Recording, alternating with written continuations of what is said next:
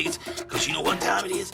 It's time for Whoop on Wheels with Fast Eddie and Big G right here on Whoop FM 99.9 and whoopfm.com out there in the World Wide Web. Everybody's watching. Be careful, y'all. Come on, strap your babies in the car and hang on, because it's Fast Eddie and Big G right here with all your racing news right here on Whoop FM.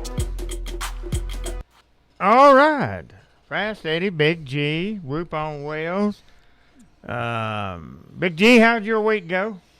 Hey, it's going. Last week went all right. We're still having test runs just like you. And yeah, I feel a little bit better tonight for some reason. Last night was no good, yesterday. Yeah. I feel a lot better tonight. I don't know. I got more energy. I feel a little sparked up here. Good. Well, that's good. I don't feel too bad today. I feel all right. Saturday I didn't do too good now. I had a bad day. I'm still waiting on my the hospital to call me, and then we'll go from there on the next step for me. Well, we hope everything goes good. Pray and hope everything's good. We hope so, Big G. We don't need Fast Eddie down. And then you're going to be down a little bit here, from what I understand. Yeah. A couple times this week. So it's a messed up world here, but we're going to make it through it. The next month, too, so I've got 2 months I got to look forward to. Yeah, we don't have a show next week. April 21st, no show. I'll be salt mining, and you will, too. Yes, Busting salt. America needs salt. Yeah, that's what they told me I didn't need. I know it, but tonight's show, we got Sarge, that's Bill. Is his first name. I'm going to ask him tonight what his last name is, but he is the...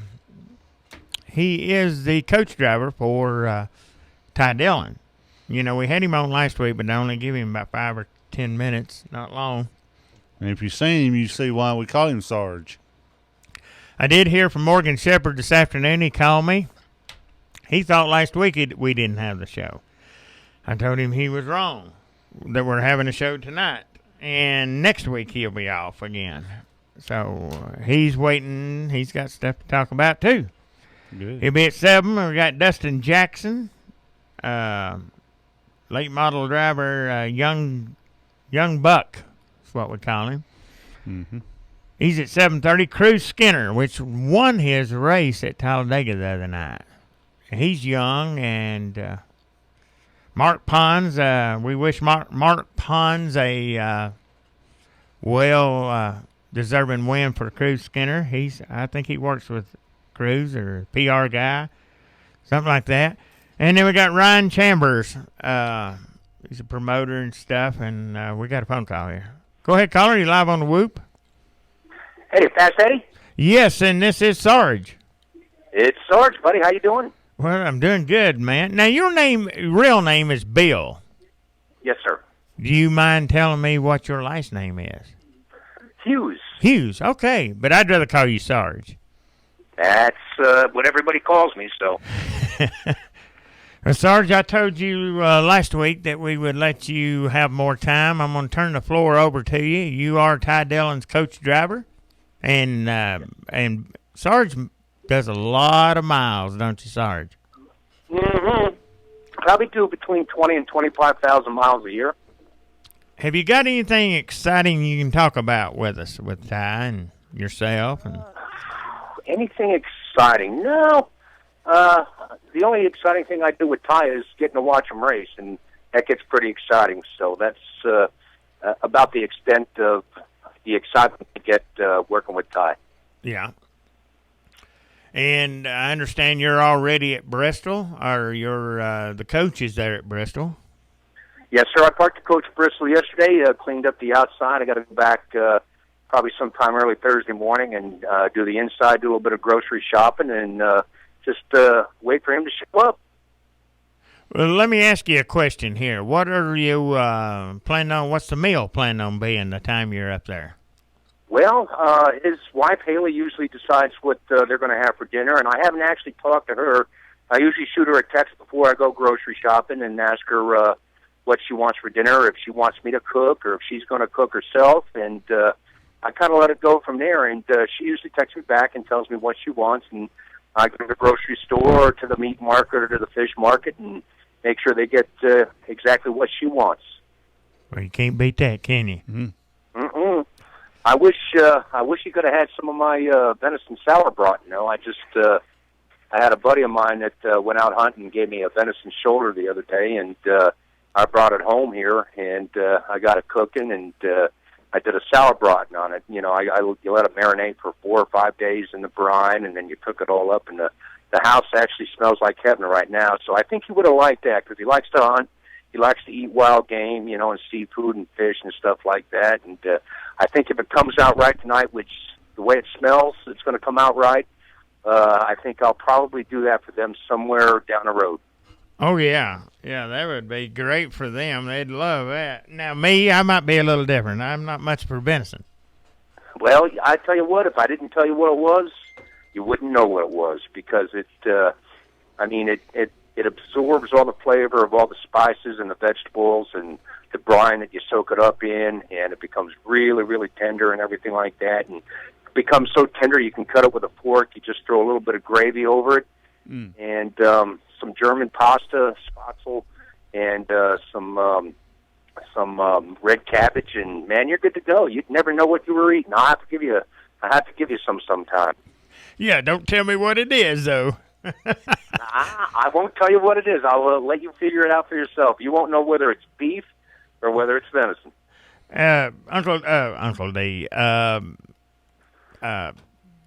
Sarge, Uncle D are co-hosting Canada, and up in Canada. He says hi to Sarge and wishes him a safe travel this season.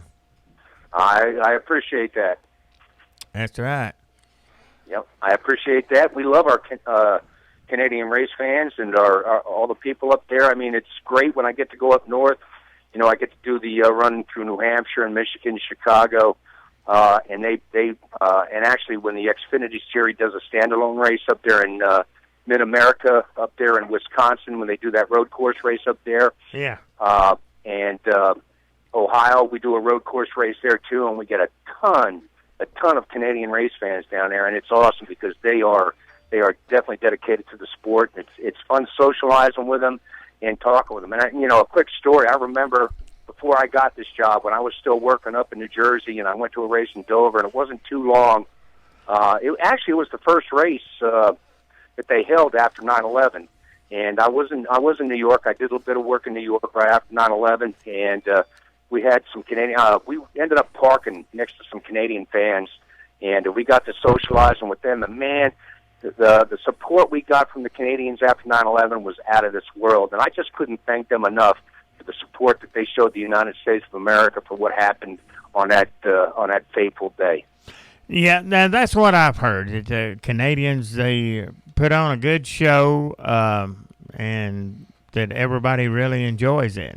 And I've enjoyed all the guests that we've had from Canada that Uncle D has set up with us, and it's just been wonderful. And again, I bet it has. Yeah, and again, I can't say enough about Uncle D, Denny Snyder. He is super, super nice fella, and he goes out of his way to help me and Big G with the WOOP On Wheels, and I know it. You gotta hook me up with Uncle Dave. I mean, Uncle D. Yeah, well, Uncle D's going to be in the studio May the 5th. He's going to do this show. Me and Big G will be in here, but he's sort of going to do all the answering of the phone when I push the button, and he's going to do it all. We're going to let him do it. Yeah. Outstanding. We'll be his moral support here, but and then I've got him a shirt when he gets here, and I think he's going to bring me and Big G a shirt, I think that's what I seen on the Facebook there. And if it's the shirt, Sarge's shirt too. Yeah, if it's a T-shirt that I seen, they're nice. It's a full throttle speedway shirt or something. I think that's what I seen. It's black and something. I don't know. It's pretty. Well, I got a T-shirt from you. I'm sure you have T-shirts made up. So. Well, did I ever give you one? No. No, sir. Well, I'm having a problem getting some made. Is my problem right now. I'm giving Uncle D one of my shirts. But it's never been wore. I understand. It's never been. If you give me a shirt, I'll wear it with pride. Well, what size you wear? Are you kidding me? You've seen me. Well, I mean, I didn't know if it's medium You're or not small. big. You're not really big though, Sarge. I'm a double XL. I'm tall. I spread it out. Yeah, I'm very deceptive. he's double X. Yeah, he's same as we are then. Now Uncle D's not a double X. He's only a medium. G. That's what he said. Medium. Yeah. Wow. You got Big G? Big Yeah, G's that's here. Big G, it's me. Okay, buddy. Well, yeah, I'm a double X. Big G might have one extra. I think I got one in the closet. I hadn't ever worn it. I can mail it to you or something. And You bring it to a race with you. We don't know when we're coming, really. We've been sick. I mean, I have no clue. I was thinking, and I was going to get with Big G. I was thinking about Talladega in October or so. When is that race? October? Yeah. I mean, with the schedule change and everything like that, it's. Hang on a minute. I want to say mid to late October. Well, they're going to have they've already had one in Talladega, ain't they already? yeah. No, that's coming up. Yeah, the one I'm thinking about would like to go to is the Geico 500, October 25th. Okay. I think that's the one me and Big G went to last year. Yeah. I think you was there at that one when you. No, I wasn't at the. I don't think the Xfinity Series races, the fall race. So I thought you was there. But it might be in Atlanta you was at. If it ain't it, Yeah. if Xfinity's not racing, he won't be there. Atlanta's already passed. Yeah. Might be in Atlanta we was at. If Ty's Racing Cup there that weekend, then yeah, I'll be there. That's the only way I would be there. And I know he's got they haven't finalized his Cup Series schedule this year. I know they're looking to. He's already raced one down in Daytona, and he's going to drive for his big sponsor Yingling beer up there in Pocono. He's going to drive a Cup car with their colors on it up there, and those are the two Cup races I know about. But I know they're going to have some more, and hopefully Talladega will be that one in the fall race. Do you think that Ty will go to Sprint Cup next year, or do you think they're going to hold him back? No, I think he's ready, to be honest with you. I mean, the plan was, as far as I know, was what they did with Austin, and they pretty much planned on bringing up Ty pretty much the same way, and that was for him to do 2 years in Xfinity and then move him along on up into Cup. So, it all depends on money, whether they can get the sponsors for him to run a full Cup Series next year, but shame on anybody that don't want to put their name on his car, because I know the young man can get it done. So hopefully he will be in Cup next year. I can't say for sure. I don't know what their plan is, but I know he's ready for it. So. Oh, he's going to take care of us here. He's going to bring Bull Throttle Speedway shirt and Project Track Champion shirt. I'd like to have one of those too. Project Track Champion. I'd like to have one. I'd like to have one too. I know it. See, Uncle D, see if you can bring Sarge one. We'll mail both of them to him. We'll make one package and just mail it to him. Yeah, We get you address. I can get his address anytime. Sorry, just Yeah, I ain't hard to find. So. just call him up and get it one day. But so you ain't seen Big Mark any this year so far? Yeah, I saw Mark real quick down in Daytona, but that was kind of busy because Ty was racing both races that weekend, and he had a lot of family, and his wife had a lot of family down there. So I was kind of fetching in steps and making sure everybody got where they had to be and had what they needed to have and stuff like that. I barely got to say hi to Mark, but he lives right there next to Bristol, so I'm sure I'll get together with him while we're up there. Yeah. Yeah, I would have liked to win up there. That'd be a good race to go, but just can't swing it right now. You know? I hear you. Not when the doctors tell you got to be here and you got to be there. Yeah, I'm on standby right now. I'm just waiting on that call. And I need to hurry up and get this done before May 5th, before the Uncle D gets here, because he don't want to be radiant.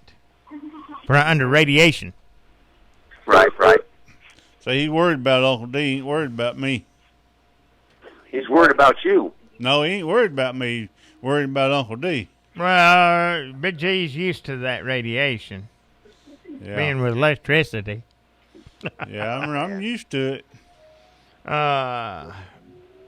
Let's see. I was looking here. Ty, he's leading the points in the Xfinity, ain't he?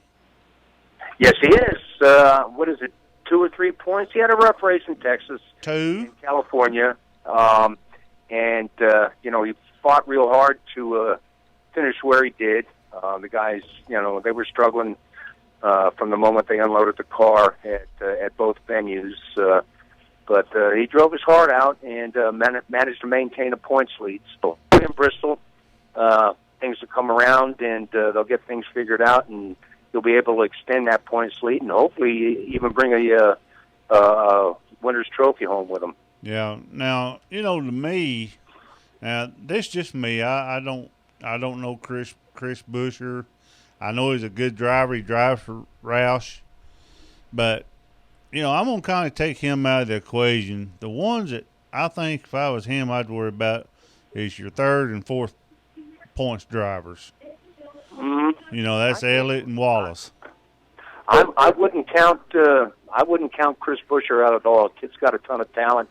He's a real nice young man, and he's come a long way from what he did last year. And I think he's going to be right there in the fight. Reagan Smith is going to be in the fight. Chase Elliott's going to be in the fight. And too bad Eric Jones doesn't have a full ride this year. I don't think he does. I think he's doing a lot of driving for Kyle Busch since he got hurt. But if Eric Jones had a full ride this year, I think he'd be a force to be reckoned with as well. Oh yeah. Now, what's that other kid's name? I think he drives trucks. That's real good. Cole. I think his first name's Cole. Cole Custer? Yeah, Cole Custer. Yeah, he's driving for. Yeah. He's driving for Junior. He's the son of Gene Haas's. I want to say Gene Haas's general manager, and Gene Haas is the general manager over at. Joe Custer is the general manager for Gene Haas, and Stuart Haas Racing. So that's where that affiliation comes in and everything like that. And yeah, that kid's got a ton of talent too. I mean, I can't wait to see him move up because that's going to be exciting as well. Yeah. Well, I like Darrell. I like all the guys, but Darrell Wallace Jr. That guy right there, he's full of talent as well. Yeah, he's got a ton of talent. I used to work over at Rev Racing in the Can-Am Pro Series, and Darrell raced with us over there for 1 or 2 years, I want to say, and actually won a couple races. So I've been privileged to see that young man win a Can-Am Series. I got to see him win in Martinsville when he won that truck race, and I'm sure at some point in time I'm going to be able to see. I saw that kid win in the Xfinity Series too, and don't be surprised if you see him in Cup not too far down the road, and he's going to win a race there too. So I'm going to be able to say, yeah, the kid's got a ton of talent, and I saw him win in all 4 series when it was coming up, and I know him too. Yeah, he's a fine young man, very respectful, great parents. His father Darrell and his mom Desi are just wonderful people, and they've always got a big hug for me when they see me at the track, and I've got a big hug to give them right back. So, yeah, don't be surprised if you see that kid winning a ton of races somewhere down the road. Yeah, I think before it's over with, if they don't bring him up too soon, I believe he'll be Xfinity champion before it's over with. Yep, I would agree with you there. Because he drove the truck, he can still drive the truck, and I think he's drove 1 or 2 Sprint Cup races, hadn't he? I don't think Darrell has raced a. I don't think he's raced a Cup race yet. Okay, I thought he had raced 1, but he might not have. I could be wrong. I think I'd know that if he did because I follow him. I'm a big fan of his, and I do follow him. But I don't think he's raced in Cup yet. He may have. Gotten a ride, with one of the teams somewhere down the road, but I don't think he did. I can't be sure. Yeah, I was looking here. Cole Custer, he's in 27th place is where he's at. And I think if he hadn't had that bad race at Martinsville, he had a good race, but he ended up getting kind of beaten, banged around like a pool ball. But I think he would be better. I think he upset Matt Crafton and Joey Logano a little bit in that race, and you know how those veterans treat those young kids. Yeah, don't treat them too right, do they? Yeah, they don't give anybody a break. So yeah, I watched that race, and I was excited. I thought he had a chance to win. You know, he ran good, and but boy, when he moved, he kind of moved Logano out of the way, you know, and tried to make his own path and everything. He kind of ticked off Joey and Matt Crafton, and they, you know, those veterans took care of business. Yeah, they're good at that, and you know, probably the best one out there to take care of it is Kevin Harvick. He'll take care of things his way, and usually, you know. Yeah, I know because well, heck, I was there in Martinsville 2 years ago when Kevin and Ty got into it, but you know, I give Ty a ton of credit because he didn't let that guy blow him around, and he come right back at him, and he sure did. Had a ton of yeah, I have a ton of respect for Ty, and yeah, that just kind of verified my belief in him is he handled himself on that. Hey, Sarge, I'm going to go off the blim here for just a second. But, you know, Ty's PR guy, Patrick? Yes. I won't say no last name, you know, but, you know, you was there along with Mark and Big G when I talked to him about trying to get Ty on the show. You was there. I don't know if you heard him, but I did, and Gerald did. And I'm sure Mark did, for sure. I know Mark did because I was there, yeah. And Mark said he would talk to Mr. Childress about that, too, if I'm not mistaken. Yeah. But Patrick said, well, I'm not like the other one. I will make sure this happens. Well, I've sent emails after emails to him, and I come up empty. I come up empty all the time. So I sent some emails to Mark one time that I sent to him, and Mark said he'd get something done, but I haven't. It's not happened yet, you know. Well, I'm wanting to get Ty on this show for 10 minutes is all I want.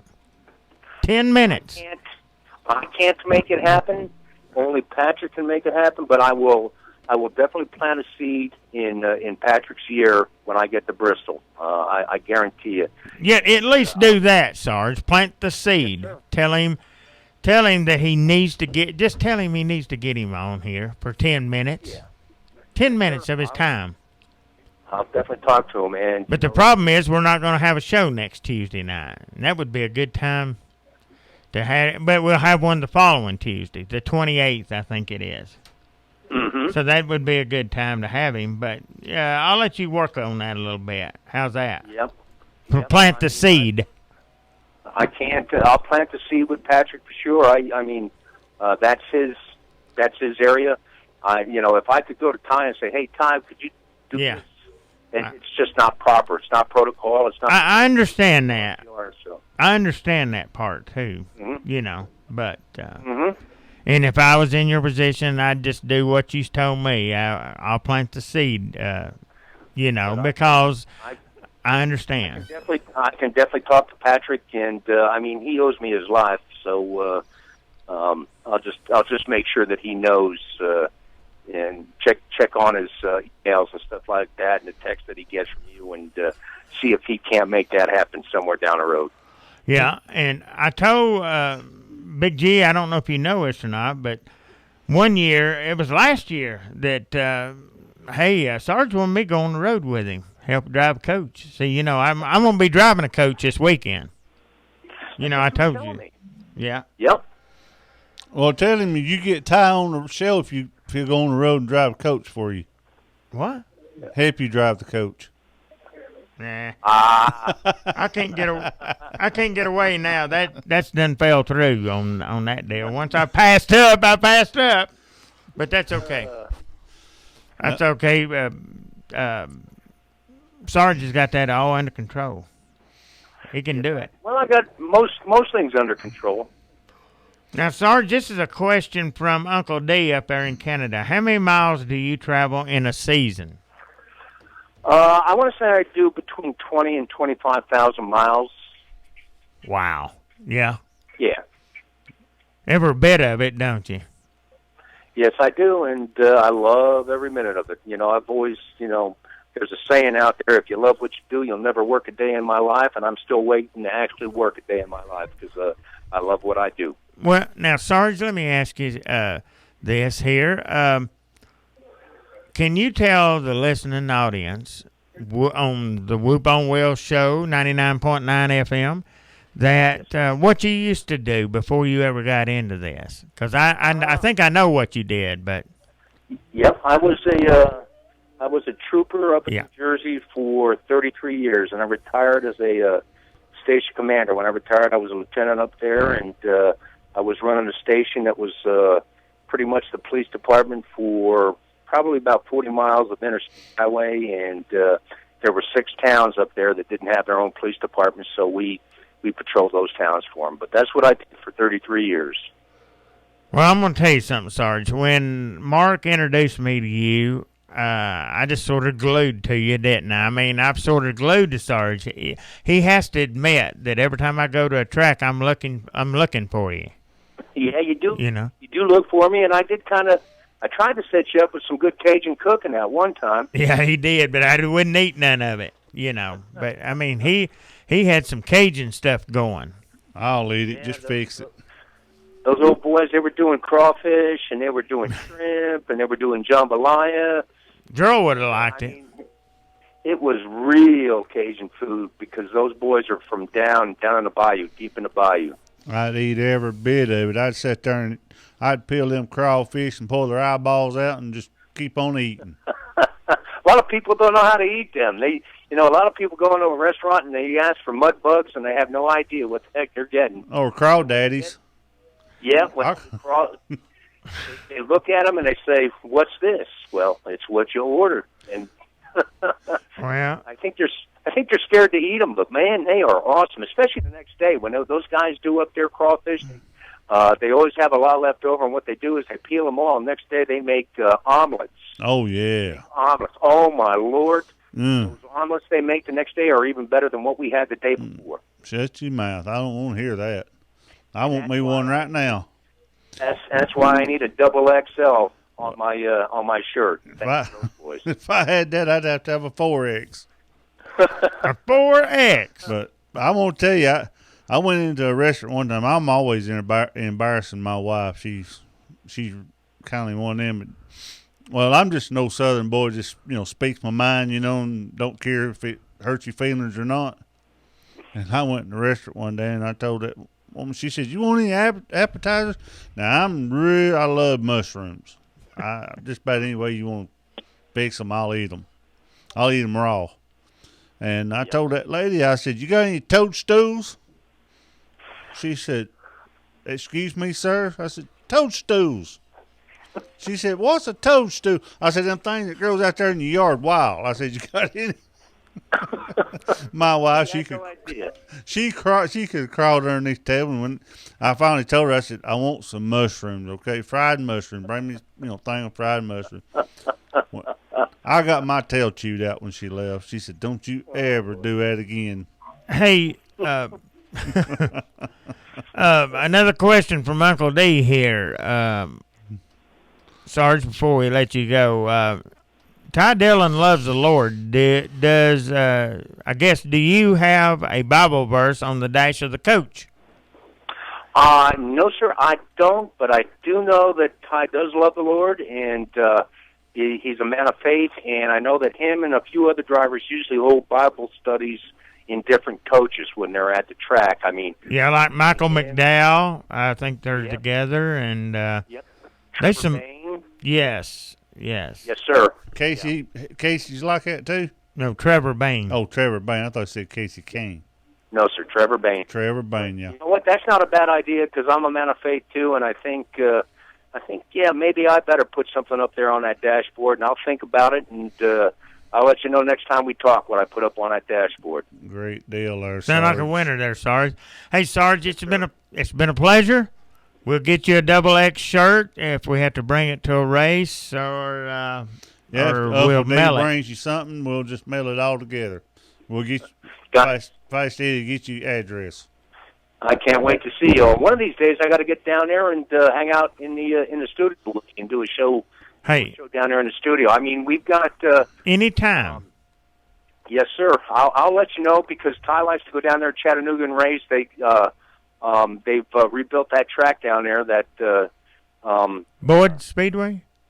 Yes, sir. Boyd Speedway. Yeah. Well, we got with them. We got a racetrack here in Cleveland Speedway. He could race at. Yeah, I don't think they race down there though because Ty's crew chief on the dirt track. His brother bought that track down there, and I want to say Eastridge or one of the places down there. Yeah, Eastridge. And they go down there. They go down there every now and then, and they race down there. So yeah, I've been dying to get down there and see some good racing. You know, like those boys can race on dirt and have some fun. So I'd love to get together and meet up with you guys. We can go down there and watch the race too. Yeah, and you'd have to stay over a couple of days to the Tuesday night and be on the show live, and then leave. Yeah, as long as I don't have to drive nowhere. No, we'll drive you. No, we'll make Feist. My coach. Well, we'll make Feist Eddie ride in the back, and we'll drive the truck. We'll do him like that Vacation Lampoon. We'll tie him to the back of the bumper. Yeah, we'll put him like the Beverly Hillbillies. Yeah, there you go. And Sarge, there you go. This year if we see you at the track, don't fix me no Venice. Or don't tell me what it is. I want it. All right. Well, I will tell you what it is. I don't care if it's possum or whatever it is. Possum. Yeah, I don't care what it is. Hey, buddy, we'll talk to you. Thanks, guys. See, and we'll get you back on here. Sounds good. Love you all. Right, you too, buddy. All right. Bye-bye. All right. Bye. That is Sarge Bill Hughes. Okay, wrote down. And he is Ty Dillon's coach driver and a spectacular fella, too. And he was a state trooper up in that area. You know what? Before he ever got into this. I forgot you told me that. And super nice guy. And Big G, we got some sponsors we need to go through. To Be Thin Again, 479-4389. That's Debbie. She's got the Lipidine B12 shots, also Feminatrine. You've got this Myodine spray. You can lose inches by spraying it under your tongue, $50 a month. 479-4389. She's on 25th Street next to Sonic. Also, Happy Tales Grooming Salon. You won't beat them, I'm telling you. You got Bridget Ogle, the owner there, with Michelle Melton, Amy Hamlin, Keisha Knight. 2251 North Coy Street in Cleveland. They got a full service professional groomers at 339-5777. They do boarding, also flea and tick. They'll take them away from your pets. All right. Give them a call. And our biscuits aren't made from scratch. It's the 20th anniversary of Stuffed Crust, baby, and Pizza Hut is bringing the W. That's right, get a large one-topping Stuffed Crust for the same price as 20 years ago, just $9.99. Go original or choose any one of 10 new flavors like Hut Favorite or Salted Pretzel Stuffed Crust. It's only a Pizza Hut, baby. Limited time offer, not valid on triple cheese covered and bacon stuffed crust. One free crust flavor per pizza. Additional charge for extra cheese and toppings. Product availability, prices, participation, delivery errors, and charges may vary. All right, we got Quizno Subs. Roger Patel, the owner, 2151 Key Street down here. If you want to call your order in, their phone number is 472-473-7976. You can fax your order in, 472-473-7991. The box luncheon catering is available. So go down there, Raj, at Quiznos on Key Street and get you subs. I'd rather have them as have any sub on the market. So Heads Up Power Design. Walk-ins are welcome. I went over and seen Carmen yesterday. So it looks like I don't have no hair, but I do. 60 Mouse Creek Road here in Cleveland. Her phone number to make an appointment is 476-5722 or 339-3538. So call and ask for Carmen, and she will put you down for an appointment. She does hair, cuts hair, frosts hair, dyes hair. She does anything with hair. If you got head of hair, she'll do it. She's there Monday, Thursday, Friday, Saturday, 9 to 5. So call Carmen and set your appointment up, and she will do you right. Oh yeah, she's good. I gotta be seeing her too here. Hang on, Matt.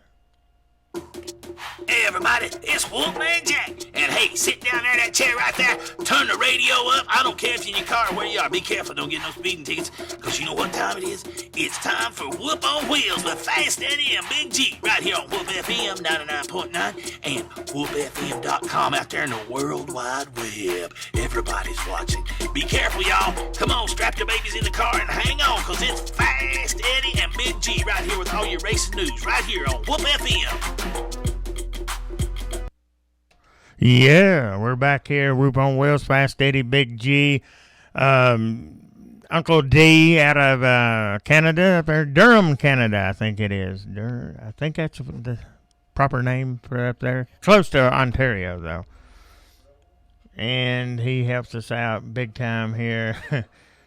Yeah, I was reading a text that he had texted me here. So we're trying to get Morgan Shepherd on the line, and he'll be our next call in here. And then we got Dustin Jackson at 7:30, Cruz Skinner at 8 o'clock, and Ryan Chambers at 8:30.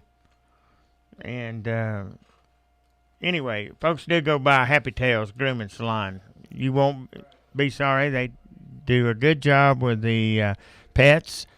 They have boarding there, too, but you've got to call to get an appointment to drop them off there. You can leave them for a week or a month at 339-5777. And we got Morgan, I think, on the line here. Hey, Morgan. What you doing, Fast Eddie? Oh, well, we're just keeping things rolling here. How you doing? I'm doing good. And I apologize for not making it clear. April 21st, next Tuesday night, no show. Well, I apologize for us not getting together. I thought it was last week. Yeah, that's what I was telling Big G. I said we got it all crossed there, but next week you just remember we won't be calling. Okay. And we'll give you a break. Another one. Work on that race car. Let's get that thing in victory lane. You got that right. Are you going to Bristol? Oh yeah, we got King Tire sponsoring our car up there, and Tony Furr's gonna crew chief it for us. Mm-hmm. Thank goodness for that. I need somebody smart in the pits. Oh yeah. Yeah, it'll be good. It's hard for me to keep up with it all, but I'm gonna be doing an appearance there on Thursday. I was thinking the day was Wednesday. Anyway, Thursday from 11 till 2, I'll be at King Tire, their place there in Bristol, Tennessee. Well, that's all right. So fans, I don't even have the address, but it won't be hard to find. It's right in Bristol.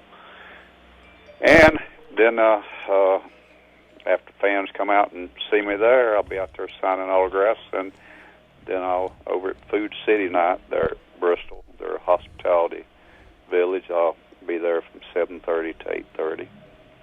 And my wife said to tell you that the T-shirts are coming soon, and you can go to morganshepherd.com and see how to order your T-shirts. Yeah? I think they're pretty.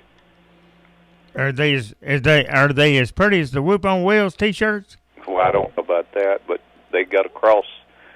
The cross is on it. The guy that designed these, I didn't even have to tell him to redo anything. It was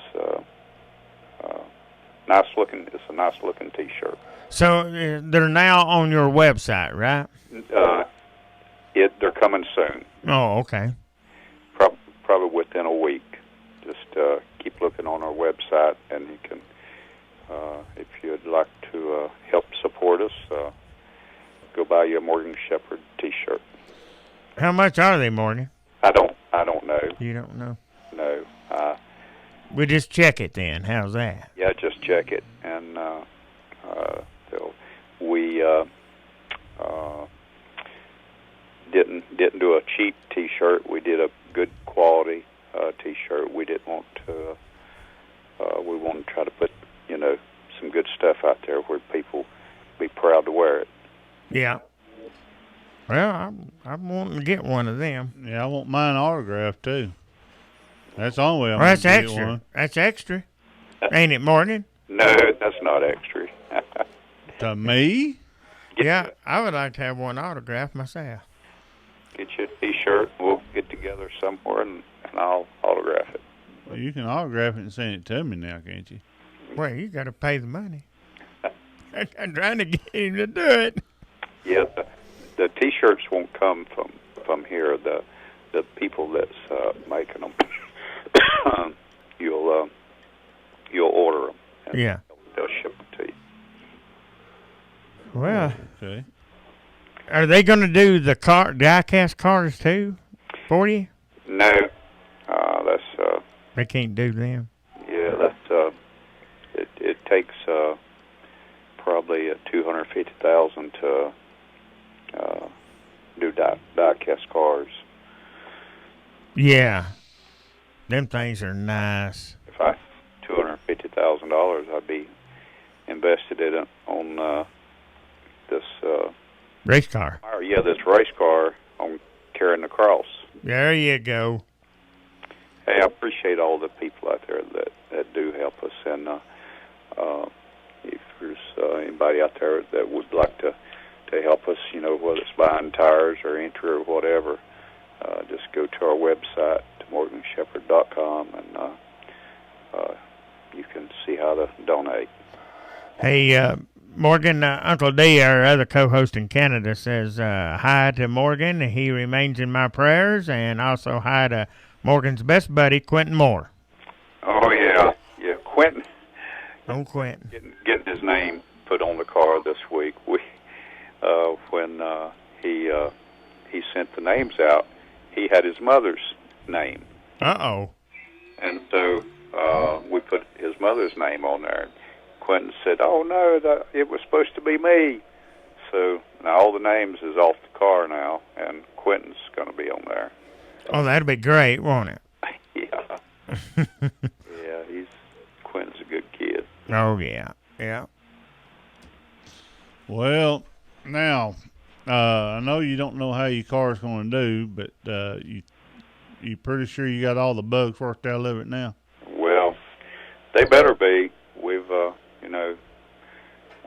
Tommy Baldwin's crew down there, JW, and all of them, they rewired the whole car for us, and so I hope we've got rid of that problem where the car will run good.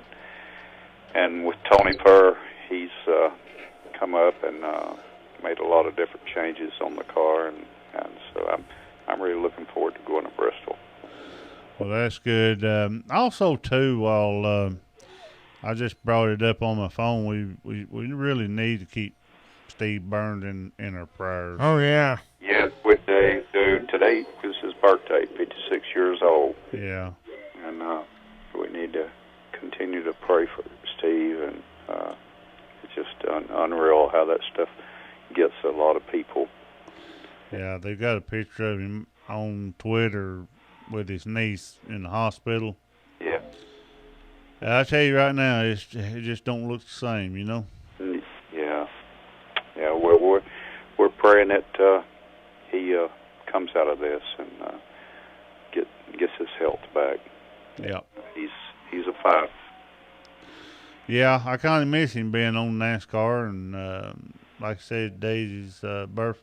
Yeah, day is his birthday, Yep. right? Yep, 56 years old, Dave. Man.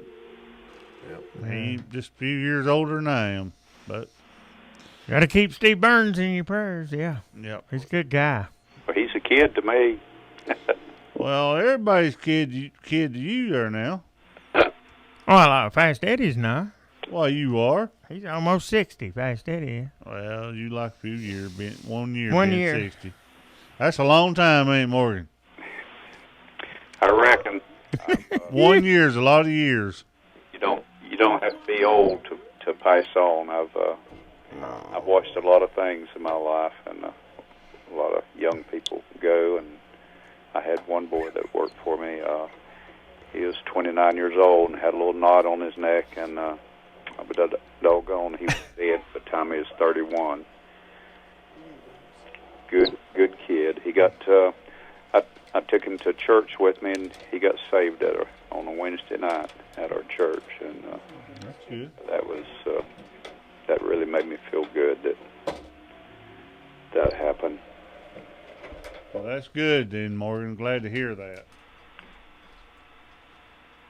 But you don't have to be old to die, and you need to try to make the best use of this time we have on Earth, because we never know, what minute or moment we're going to be gone. And we just need to work on doing good things and trying to better yourself. Yeah, that's right. I've got some guests in here in the studio, Morgan. Just popped up. They just popped. They just popped in. Got Judge Stokes in the house with us here. Uh-oh, got a judge. Yes, I do. Yeah. He's going to keep me straight, I think. He's going to see what kind of He sentence is a we're going judge. to get. Judge, tell us what kind of sentence we get here. Well, Fast Eddie, I've came by to visit with you, and I have two young ladies with me. They are the mud wrestling champs of Meigs County. Are you kidding me? Yes, they are the champions. This is this year's champion I on know my that. left, Yeah. and this is last year's champion on my right. You hear that, Morgan? I hear that. I mean, mud wrestling champions from out in Decatur, Tennessee. Well, they're not muddy now, are they? No, there's no mud on them right now. Well, I've cleaned them up, fed Oh. them good, and if you want, Fast Eddie, they will put you on an exhibition. They Of will- mud wrestling in the studio? Well, no, they don't have any mud, but they will wrestle if you want them to, right here in the studio. Well, let's see. Go ahead. I mean, the webcam's on. They want to bust each other up. Oh yeah, these girls there. Can you get the superstar here? I can get him here later on. Hey, there might be a wrestling match in here, Morgan. Yet. We're trying to keep violence down in here, ain't we, Morgan? We got Morgan Shepherd on the line. Oh, hey Morgan. Hey, nice to talk with you, Judge. Now, he can't hear you. Say that again, Morgan. I said, nice to talk with you, Judge. Oh well, hey, I'm one of your biggest fans, Morgan. Well, I appreciate that. It sounds like you keeping everything clean, getting all the dirty work done. Got those mud wrestlers all cleaned up. Oh yeah, I took these girls out, cleaned them up, and fed them good, cut their toenails and stuff. And they was pretty rough when I found them. One of them, this one on my left here, she just had one shoe on. I said, "Honey, did you lose a shoe?"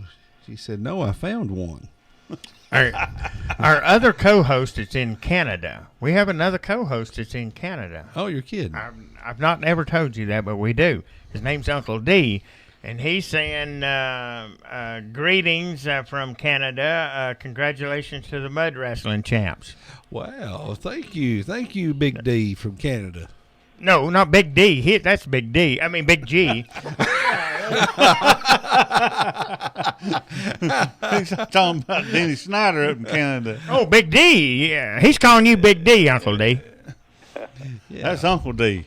Well, have you heard from them boys out in Birchwood lately, Eddie? The Ricky and Bobby. No, Roy? but we're going to have to get back to Morgan here. Oh, you got to get back to Morgan. Well, Yeah, Morgan. and ask Morgan some stuff, and then we'll be done here in a minute. We'll let you talk a little bit for our next interview. Morgan, what's the fastest you've ever went in a car? At Talladega, whenever Bill Elliott qualified 212, I think we qualified 209 in '86 in the Quaker State Buick. Whoa! Now that is moving. Did you? How did that make you feel going that fast? Well, to tell you the truth, I felt like I could go faster on my roller skates. Really? That man can roller skate Wow! at his age. He's 60-something year old or 70-something year old. He can roller skate. Oh yeah, I dance on my skates, but 200 and some mile an hour is really nothing at Talladega. It seems like about near driving 55 mile an hour down the road, down the interstate, and of course it's hard for me to drive 55, Judge. Oh, I bet. Hey, me too, Morgan. I tell you, if I didn't have that judicial tag, I might be in trouble. Yeah, him being the judge, he can get away with it. That's probably saved me from Smokey Bear many times. Just having a judicial tag.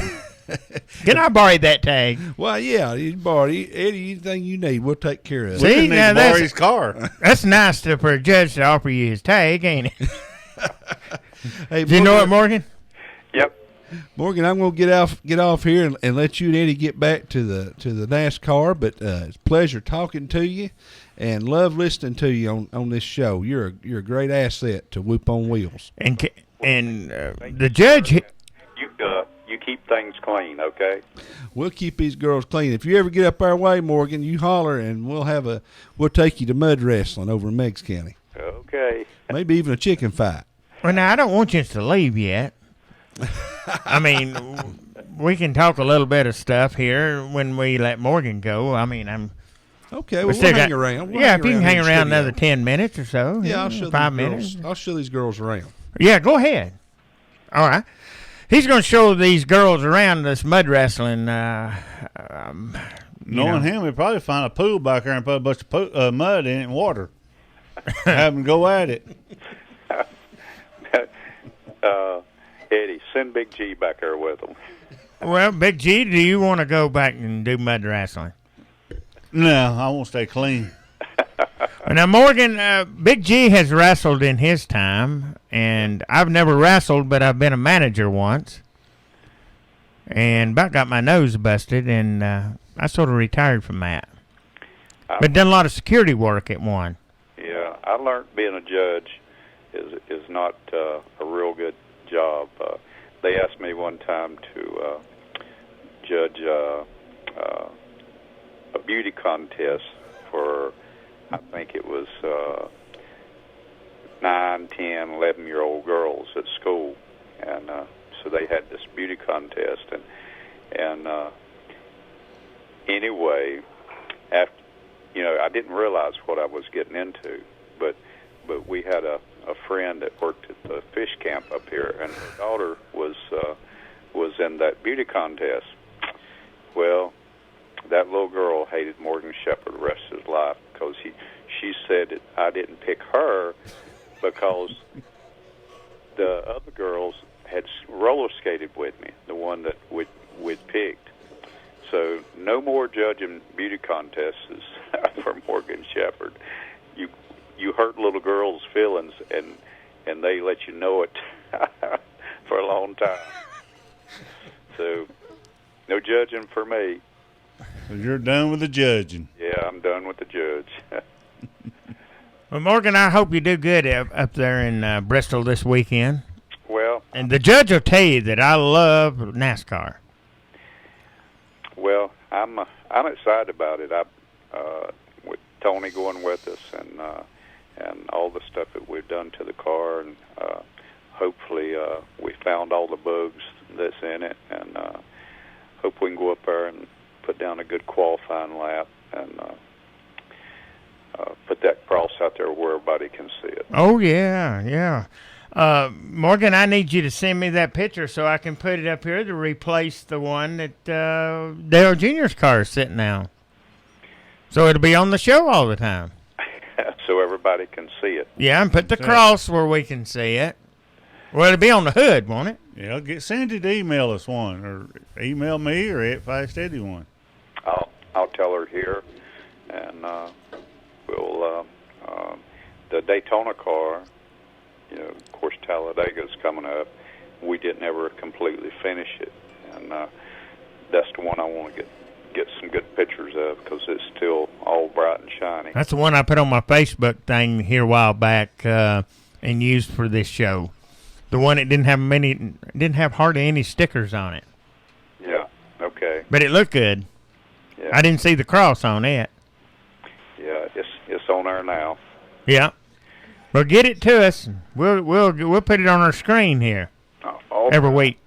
Well, again, I'd like to say thanks to King's Tire for sponsoring us at Bristol Speedway, and I'm tickled to death with our buddy Tony Furr is coming up there to crew chief us, and if you want to come out and see us at King Tire, on Thursday I'll be over from 11 to 2 signing autographs. Sounds good. I'm going to tell the judge here about your T-shirts for sale. He's got some new T-shirts he's wanting to sell. Help fund his Carry the Cross. Well, we just want to get them out to the race fans that's been asking for them for a long time, and I'm just glad that we're really doing a good quality T-shirt, and I'm really pleased with the artwork that they've done. Anyway, pretty soon here, go to morganshepherd.com and you can see how to order a T-shirt. Sounds good, Morgan. Good luck at Bristol. All right, you guys don't get too muddy here now. All right. See you, buddy. Okay. All right. Bye-bye. Bye. Morgan Shepherd, car number 89, Casey. Oh, I tell you, he is one heck of a racer. Oh, he is. He's a legend. At 73-year-old, still turning the wheel. Still rolling. Still going. Well, how's everybody been doing? The mud wrestling women and... Oh, I tell you, these girls, now this one got hurt. She's got a shoulder injury. But really? But she won the tournament. And this one here, she lost, but she lost with style. Yeah. Right. That's the best way to lose. Yeah, she lost with a lot of class, and I'm proud of both of them. Have you heard from Ricky and Bobby Roy? No, I haven't. Not in a while. They're good people, though. Oh, them boys love NASCAR. Yeah, they do. Them boys do. They love... I got to get back with Ricky racing. and find out if they're going to have another one of them races over in Birchwood, like a hydrocodone 500 or... I hear that was a big success. Yeah. That's what I've heard. Down there, they love NASCAR. Now, I've run in that lawnmower race before, but not the hydrocodone deal. Yeah, that go-kart deal they had. Yeah. You ought to get in on that. Yeah. Go ahead, caller. You're live on the Whoop. Hey, Fancy, I'd just like to ask Judge Casey Stokes, so where do you go see those girls mud wrestle at? Well, they wrestle up at Shorty's Nip and Sip every Friday night. Is that right? Yep. They get down and dirty. Well, I'll have to come and see that. This is the Bullet. Oh, the Bullet. Yeah, I know who Bullet is. He's famous on Whoop. I don't know about that, man, but anyway, I understand that you're friends of Rick and Bobby Roy real good. Well, they owe me a lot of money for legal services. They keep telling me they're going to pay me when they get their tax return, but it kind of worries me because I know they don't work. Well, I would sure like to see those girls mud wrestle, so I'm gonna listen to the rest of your interview there. Maybe you'll. I don't know when their next event is, but I'd like to come see them. Oh, yeah. Shorty's Nip and Sip, 8 o'clock on Friday nights. Well, do you think we'd get in trouble if we went and got us a pool of muddy water right now and just set it right over here and let them go at it? I tell you what, these girls love to get down in the mud and fight. There ain't nothing they like better. All right, Fancy, I may come try to see you if you're going to be there at 9. I got something I need to talk to you about, and I'll probably drop by about 15 to 9 or something. Okay. That'll be good, Bullet. Talk to you later. See you, buddy. Bye. Have you tried putting them in a hog pen and let them wrestle? Hog pen? Oh, I hadn't tried that one. You know, there's a bunch of them over in Meigs County. Oh, yeah. I tell you what, these girls are like game roosters. I mean, they'd rather fight than eat. That's why you have to sit between them. Oh, yeah. I got to keep them apart. Yeah. Yeah. I've got them. That's why you sitting in between. I think Bobby Roy and them, they called in, Ricky and them called in about 2 weeks ago or 3. Brian Workman said he'll get us a picture of Morgan's car. He's going to be there. You do that, Brian, and send it to me. I think Somehow. it was about 3 weeks ago since we talked to them. This is on the left. She used to date Ricky. A long time ago? He broke up with her and got back with his cousin. They keep it in the family. They do. They're a close family. They are a close family. You got to keep it in the family. They are, ain't they? Have you ever talked to Martha Sue? Never have. That's their mother. She has Tourette's. And she's been known to... No, you probably don't want her talking on your show. She has a foul. Every time Ricky's on this show, he says, Fast Eddie, NASCAR's my life. There you go. That's what he says. Him Or know. he said, NASCAR's my life. Yeah. Telling me that I love NASCAR. Yeah, he loves that. Them boys love NASCAR. They live it, breathe it, Sleep it. sleep it. If they had a license, they would be at every NASCAR race, I'm sure. How would they get there? They can't. They ain't got a license right now. I don't know if I think they're suspended for the next 50 years. Yeah. Can you help them get it back? Well, I tried. They've got a legal bill you wouldn't believe. They owe See, me. they owe him so much money. Yeah, they owe me $12,000, but they keep telling me they're going to pay me. Oh. Yeah, so I keep waiting. It's the checks in the mail. I think their checks got stolen. That I heard a bunch of checks got stolen and the identity theft and all that. That's From probably China. that one they're sending you. And I think that's true. the one that got stolen. That might be it. Yeah. If somebody stole Ricky and Bobby Roy's identity, they'd probably bring it back. That's it. They'd have to. Oh my goodness! Now these girls with me right here, Fast Eddie, they love NASCAR. Yeah. Tell Fast Eddie who your favorite. Well, she's driver got a mic right there, and it's kicked on. The mic is right there in front of her. Who's my favorite? Talk into the mic, please. There you go. Yeah, talk close into it. Probably Dale Jr. Oh yeah, there's a picture of his car right there. Little E, and then who is your favorite driver, Twyla? Dale Jr. Uh-oh. And Judge Stokes, who is your favorite driver? Tony Stewart. You're not Dale Jr.? No, I'm with Tony Stewart. You got to have an outlaw in here. Oh yeah, Tony. You mess with Big Tony. G's Casey Kane. I'm Dale Jr. Oh, you Dale Jr. So we outrode you 3-1-1. Oh yeah, Dale Jr.'s he's But I popular. think the judge got more power. Yeah. Yeah. But hey, you mess with Tony Stewart, he'll kill you. It's hard to Yeah, top that's that. true. Mm-hmm. Yeah. He's a bad dude. It's good, though. Yeah. Yep. Yeah. All right, we're going to take a break because we got about 4 minutes before Dustin Jackson calls in. We'll be right back. What number did I say that was? Number 2? 2. Yeah, okay. I wish you would.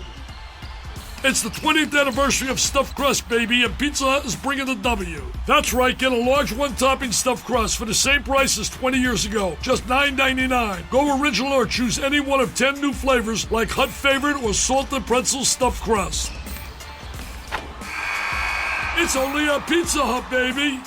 Limited time offer. Not valid on triple cheese covered and bacon stuffed crust. One free crust flavor per pizza. Additional charge for extra cheese and toppings. Product availability, prices, participation, delivery errors, and charges may vary.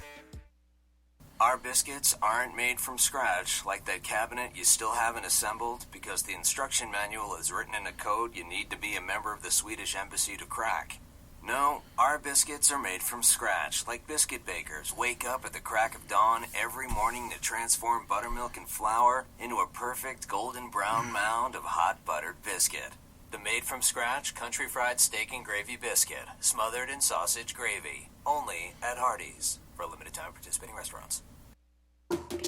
Hey everybody, it's Wolfman Jack. And hey, sit down there in that chair right there. Turn the radio up. I don't care if you're in your car or where you are. Be careful, don't get no speeding tickets. Cause you know what time it is? It's time for Whoop on Wheels with Fast Eddie and Big G. Right here on Whoop FM 99.9 and WhoopFM.com out there in the World Wide Web. Everybody's watching. Be careful, y'all. Come on, strap your babies in the car and hang on, cause it's Fast Eddie and Big G right here with all your racing news. Right here on Whoop FM. All right, we had Mr. Judd Stokes and the mud wrestlers in here. Yeah, we had some mud wrestlers. Yeah, they didn't get down in the mud, though. No. Well, I don't know what happened there, but The Judd pool Stokes, had- he the pool knows had a hole in it. He knows Ricky and Bobby and the whole gang over there in Birchwood, and they owe him money too. He'll How much get it. money did he say? Over 12,000. Wow, a lot of money. Our next caller is Dustin Jackson out of Canada, and I understand he's going to be doing a little U.S. racing. I need one of those myself. You did. And so that's what we'll do there. Uncle D wants Pepsi when he's here. So how are we going to provide him Pepsi when this is a Coke area? Well, I don't know. We'll find him a Pepsi somewhere if we have to go somewhere and get one. Nothing too good for the uncle. We got to get Uncle D what Uncle D wants. Well, yeah, Uncle D's going to bring us a couple shirts and Uncle D. couple hats. And Only thing you got to do is drink a Diet Coke, and it's like drinking Pepsi. not in Uncle D's eyes, it's not. But if you drink a Diet Pepsi, it's about like drinking flat water. Uncle D beat me right on that one. He beat right in on that one. Dustin is dialing in. All right. Thank you, Uncle D. I hope he heard what I said. Yeah. That's what we think about Pepsi around here. Dustin ain't dialed in yet. We're waiting on Dustin Jackson, young racer out of Ontario, Canada. While he's dialing in, I think I'm going to go. There he is. Okay, I'll wait. Go ahead, caller. You're live on the Whoop. Hey, how's it going? Is this Dustin? Yes, sir. Dustin, this is Fast Eddie and Big G here with you, and Uncle D up in Ontario, Canada. Awesome. Good to talk to you again. Mm-hmm. Yep. How you doing, Dustin? I'm doing pretty good. You guys? Oh, just can't beat it. Well, we're hanging in there. Hanging there like a hair in a cheese sandwich. Oh, yeah. Right on. We're just, I still got like 2 feet of snow over here. Really? Wow. Oh, yeah. But you... Put the snow machines away. Now, whereabouts are you at? Are you in Ontario, too? Yeah. Yeah. Oh, my goodness. So, up there in yours and Uncle D's world, we're getting snow. Yeah. Uncle D needs to be down here in this 70, 80-degree weather. Oh, I know. That's what we've got right now. And no rain. snow. Warm up here, but not that warm. And we got rain. If that amounts to anything. Yeah, we're getting misty rain. And it's one of them deals where you can't mow your yard. My yard's knee-high, and it needs to be mowed. So I think I'm... Like that. We're not at that stage yet. But see, down here in the South, we just throw the goats out in it and let the goats have it. yeah. Hey, Dustin, I understand you're going to be doing some United States wrestling. United States racing. Yeah, that's where we're going to run mainly this year. And that's what we're going to focus on. And we're looking forward to it. It's going to be a whole new experience. We're very excited for it. Whereabouts in the United States? Springport, Michigan, Angola, that's in Indiana, I believe, and Auto City. Not too sure right now. Uh-huh. I gotta look at the schedule, but a lot of tracks in Michigan and Indiana and places around there. That's a pretty good little haul for you all, isn't it? Yeah, it is. But last year we did a few of them we did one in Ottawa and we did one. We did race mainly in Barrie, so it's not going to be too much farther than what we're used to. It's actually probably going to be, some of them are going to be shorter, and it's probably going to work out in our favor. Yeah. Well, that'll be good for you all anyway. Oh, yeah, definitely. Great experience, too. What have you been up to lately? Not too much, just going to school and driving snow machines around all winter. Yeah. Now you haven't got to race, I don't guess, any yet, right? No, we raced in December, but we went to Florida and raced, but I haven't raced anything since then. Yeah. They got good tracks in Florida, I hear, too. Oh yeah, and it's really warm. Yeah. Yeah, it is. It's good and warm down there, and Uncle D just now text on here, gives a big hi to my best buddy, Dustin. How's it going, Uncle D? He can hear you up there. He can't say nothing because he's not got a mic with him, but oh yeah, he did say give you a good greeting there. Yeah, can't wait to see him again. Yeah, awesome guy. I'm gonna let you talk with Big G, man. I gotta step out for just a second, but I'll be right back. Okay, no problem. I'm here now, Dustin. We had take a little break there a little bit there. We've had a studio full of people and, our callers, and you kind of have to take a break when you can. Yeah, no problem. I don't know how you guys do it, get out there and run and, 3 or 4 hours, whatever it takes, and don't get to take a break. No.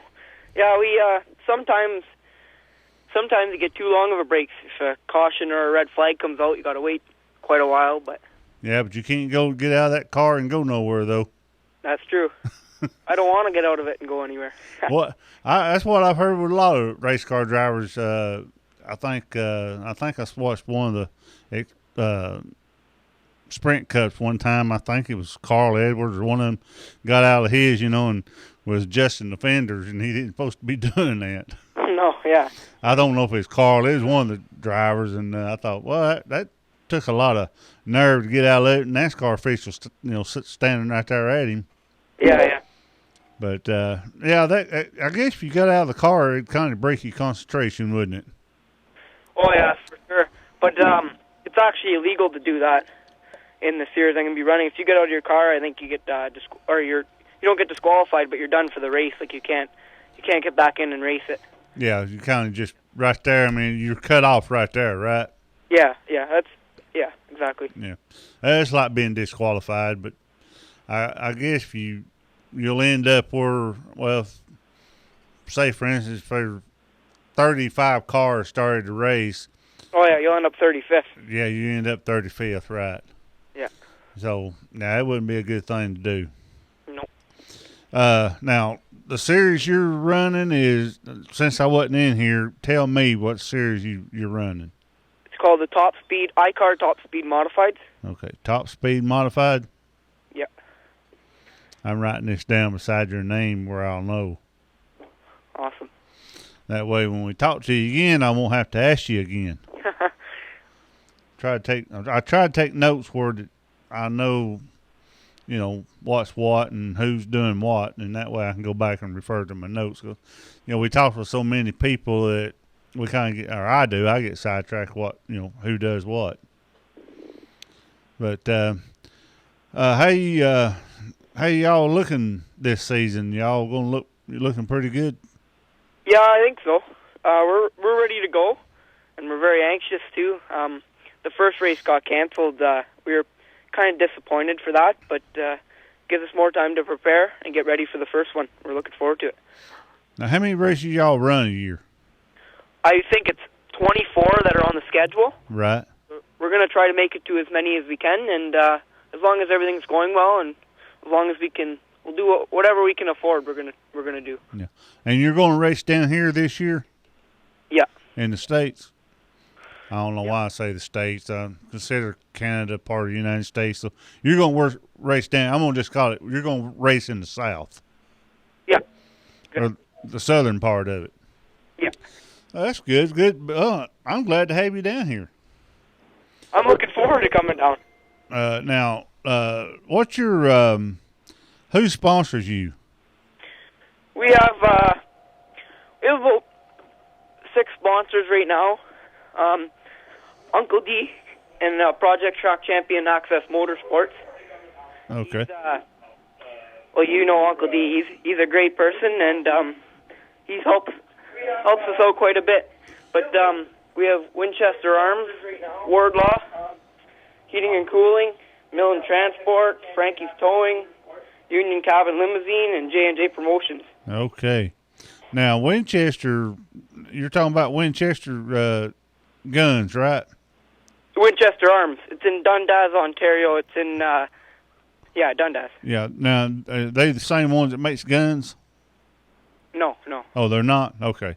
When you say Winchester Arms, my mind, it just automatically thinks that, it's the same one that, makes the rifles and the guns and stuff like that.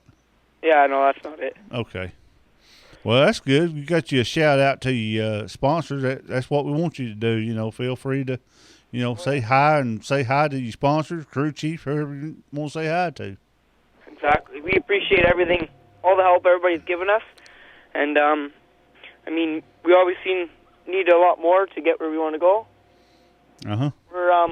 We're looking for sponsors still because, where we want to go is pretty big, and, we can't afford to do it ourselves, right? And what the sponsors are doing so far is awesome, and we could probably use a few more, but we're just going to keep doing what we can with what we have.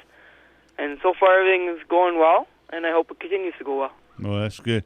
Now, if you don't mind, how old are you now? I'm 14. I'll be 15 in June. I would never thought it. Talking to you, kind of, talk like you're, 5 or 6 year veteran. You're in your 20s, and I'm not saying you're that old. I'm just saying that's, just talking to you, you sound that much mature. You know what I'm saying? Yeah. And that's good. I really do hope that everything goes good for you. You win some races, and to me, I'm too competitive. I don't know how I'd react if I was out there racing. I kind of probably be one of them, want to bump everybody off the racetrack and just let me be out there. Well, that's the thing. You can't do that. You're right.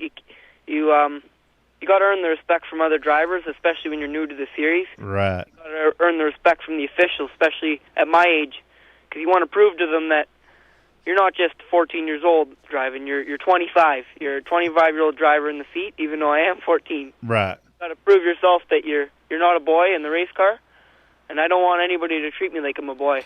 There you go. I agree with you 100%, and I hope you get that respect, because I'd want to. If I was in your shoes, I'd want to be respected the same way. Yeah. Don't think that I'm a kid, and and I know some people forgets and thinks, well, he's a 14-year-old kid, he don't know nothing. But I'm gonna tell you something.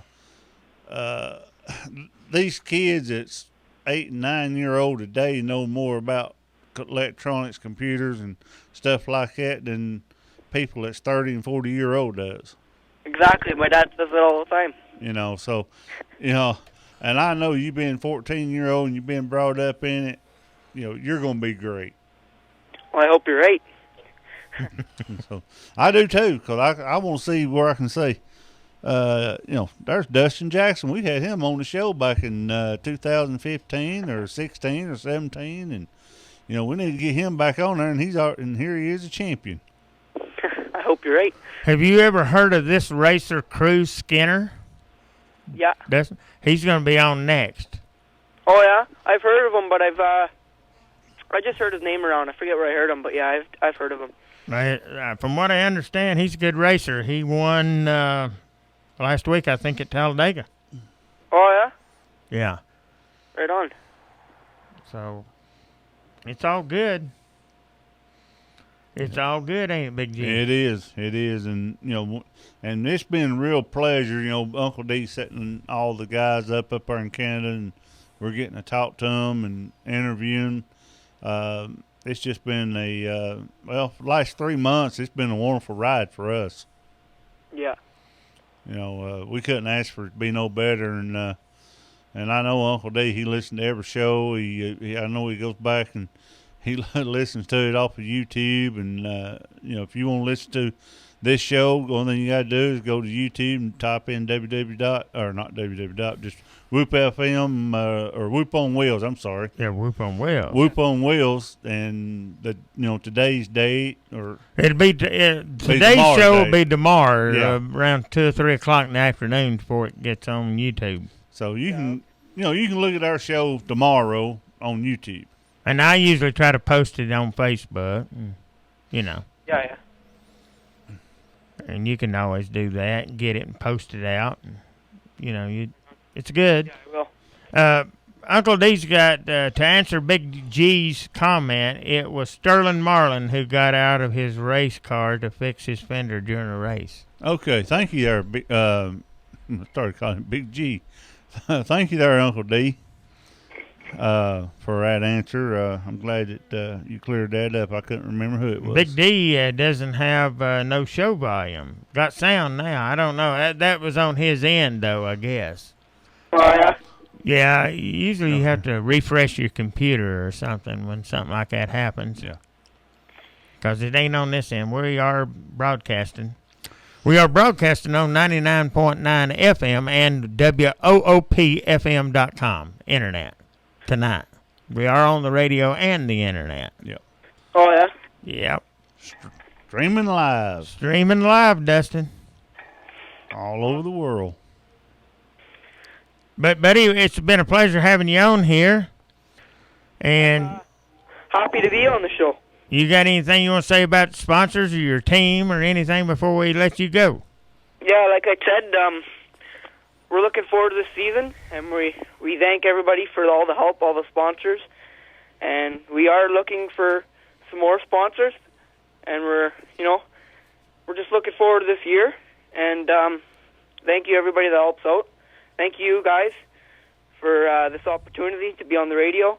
Thank you, Uncle D, once again. I'll be looking forward to seeing you, hopefully all of you guys this summer at some point. Good chance to meet you guys in person. And well, Dustin, if you're ever down in Tennessee, Cleveland, Tennessee, you need to come into the studio on a Tuesday night, and we'll let you work on the show with us. Yeah, that'd be awesome. Might have to do that sometime.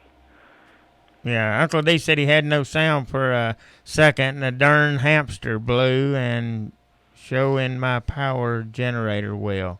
So he's got a hamster that helps generate power for him up there in Canada. Yep. I'd be getting rid of me a hamster and get me 2 rats. Yeah. Oh, you can't keep them shut up. Well, Dustin, it's been a pleasure. Like I said, I'd love to be on the show, and anytime you guys want me to be on the show, I'm honored to do it, and I appreciate it. And thank you guys very much. We'll have you back on. We'll do. We'll talk to you later. Okay. All right, bye-bye. See you, Dustin. Dustin Jackson, Ontario, Canada. Yep. Uncle D's area. Yep. So, like I told him, interviewing him, you didn't think he'd be 14-year-old. Uncle D, can you call us at the studio? It's time for Uncle D to chime in a little bit. We got 15 minutes. Uncle D at 423-614-5553. You don't think he's got it memorized? Uncle D has speed dial in his head. Trust me. He knows. Uncle D also said he don't have a double X in Project Champion, Track Champion. I told him I wear XL. He said he didn't have a double X? He doesn't. What's wrong with that man? Go ahead, caller. You're live on the Whoop. Woohoo! Whoop, whoop. It's me, Uncle D. How y'all doing? Uncle D, we're hanging in there. How's that hamster done? Well, I think I'm going to pick up on Big G's suggestion. I get myself 2 rats. I don't know if I'm going to get myself 2 rats or 2 mud wrestlers. Ah. Now, if you had these 2 mud wrestlers in here, and put some cheese in front of them, they'd probably sit there. Boy, if I had 2 mud wrestlers here, I could generate enough power to wind up my little community of Durham here. Yeah. What did you think about our mud wrestlers and our judge over in Decatur? Well, I'll tell you what, they look doggone clean for being champs. I was almost tempted to ask that judge there, a fine chap, if he was actually the one who reffed those wrestling matches, and if he'd ever gotten himself dirty too. Oh, no, well, we just didn't think of that, or that would have been a good question there. He looked awful clean, too, so I don't know if he does or not. You know, Big G, you made a comment about Dustin Jackson, and, man, I met him a year ago February in a show in Toronto, and he and his parents and his race car were set up directly across from our Project Track Champion Access Motorsport Racing display. Well, within about a half an hour of being at the show, I fell in love with that kid and his mom and dad and the whole team, and he is, man, he just blows everybody away up here. You know, fellas and listeners, when Dustin races, he has fans drive as much as 7 hours one way just to watch him race. Wow. That is a reflection of Dustin the person. Yeah. Dustin the person. Because there's so much about Dustin that is more than just his racing talents and his skills. And what the listeners might be interested in knowing, too, Fast Eddie and Big G, Dustin actually is noted in the Guinness Book of Records as being the youngest stock car driver in the world, and he set that mark at the age of 12. Wow. That's pretty amazing. And when we've got the likes of Cruz Skinner coming on next, how did I put that post of mine today? The battle of the battle of the young titans, I think. Yes. Going to be on the show tonight. So it's been a great show. Sarge, man, he's really cool. Yeah, that's why I wanted to give him more time than I did the other night. And Sarge was great. And he's you ever get to meet that guy, he's super nice. Oh, yes. I'd love to meet him. It sounds like he's in the area a bunch. And he's up in your area some when they go racing up there in the Xfinity Series. Yes. Because he drives the coach for Ty Dillon. Yes. Well, later on tonight, we're going to be having Ryan Chalmers on. Now, Ryan is the media and promotions rep for Canadian Tire Motorsport Park. Now, that's located east of Toronto. It was called Mossport. Mossport, I believe, was constructed in the late 50s. He might have to correct me on that, but it has seen all the legends of racing, the Mark Donahues, the NASCAR drivers. I believe in 1968, fellas and listeners, 1968 hosted a full-blown all-star NASCAR race, and I believe that was the first time, that NASCAR drivers appeared. All of them. They were all there. Fred Lorenz and Richard Petty, Bobby Allison. I could just go on and on. I believe as many as, I think 20 of them showed up. What a race that was. But Ryan will be able to share much more. The Camping World, NASCAR Camping World Series are going to be racing there this year, which I believe is their second year. But guys and listeners, I got to tell you, Uncle D is so pumped to come down and to be sitting right where you guys are right now in the studio there at the Whoop on Wheels on Key Street in Cleveland, Tennessee. I am so pumped and so excited. I'll be bringing down a bunch of little treats for everybody and hats and T-shirts, and I know there'll be treats there. Good old Cleveland-style poppin' pizza. I'm looking forward to that. But no gas, please. Well, you're right, Fast Eddie and Big G. There will not be a show next Tuesday. However, on April the 28th, we're going to have Morgan Shepherd on again at 7 o'clock. He's a great guy. I love him to death, and a fine Christian brother and a believer in the Lord. He's on at 7. Kevin Wickie, now he's from Ontario, Canada here, Stratford, and as a matter of fact, those of you in the music scene, Stratford is where Justin Bieber got his start. And actually his race shop, Kevin's race shop, is just down and around the corner from where Justin Bieber used to sit in the steps of a building downtown and strum his guitar, and then, of course, we know the rest of that story. However, at 8 o'clock on April the 28th, folks, we are going to have two very special ladies on the show. One of them is Misty Reese. Now, Misty Reese is the founder of Thumbs Up for a Cure, and she's formed a race team, as it were, to help promote the awareness of our little angels having cancer. Now, one of her little angels will be on the show, and folks, her name is Princess Lexi. Isn't that a sweet name? Now, Princess Lexi, she does have cancer, and when she was a year old, a tumor about the size of a small apple was attached to her brain. It was removed, but unfortunately, when that particular operation was done, and because the tumor, Princess Lexi has no sight, but she has a big smile. She loves to sing. She loves crafts. And I was talking with her mother today, and Lexi is excited to be on the show. And what we're going to do, fellas, is we're just going to let Lexi tell her story. And I know she's going to be telling her story in a wonderful way. Then we're talking about Thumbs Up for a Cure and the race cars that have the logo for Thumbs Up for a Cure on the hood. We're going to have Chris Fair on at 8:30. Now, Chris is a huge supporter of Thumbs Up for a Cure. He's a late model dirt track racer, and he's just an excellent guy.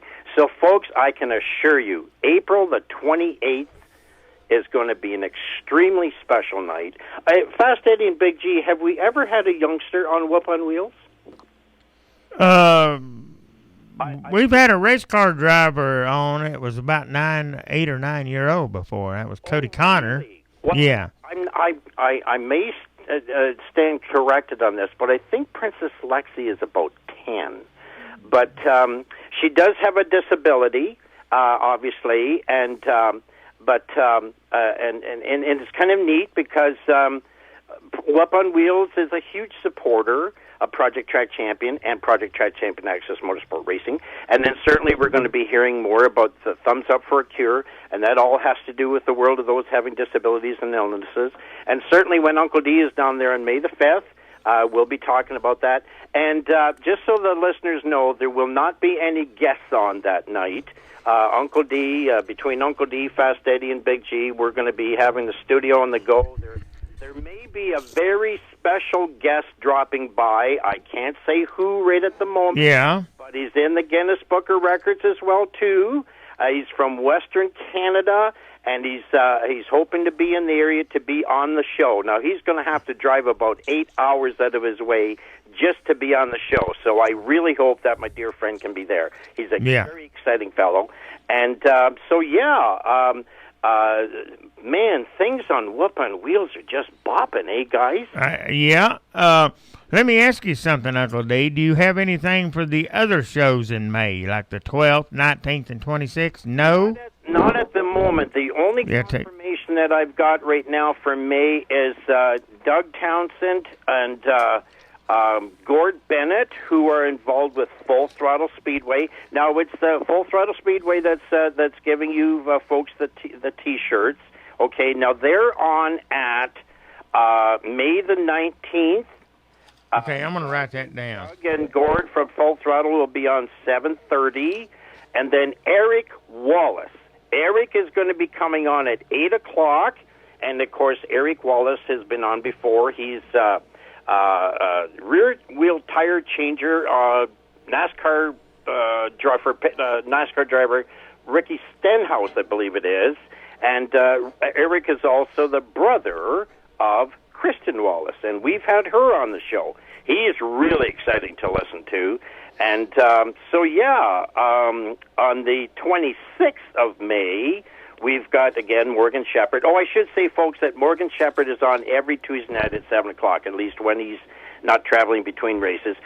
7:30, we have a very popular driver from Ontario who's been on before, a short track legend up here, whose birthday was yesterday. Gary Elliott will be on at 7:30, and then Matt Nicholson will be on at 8.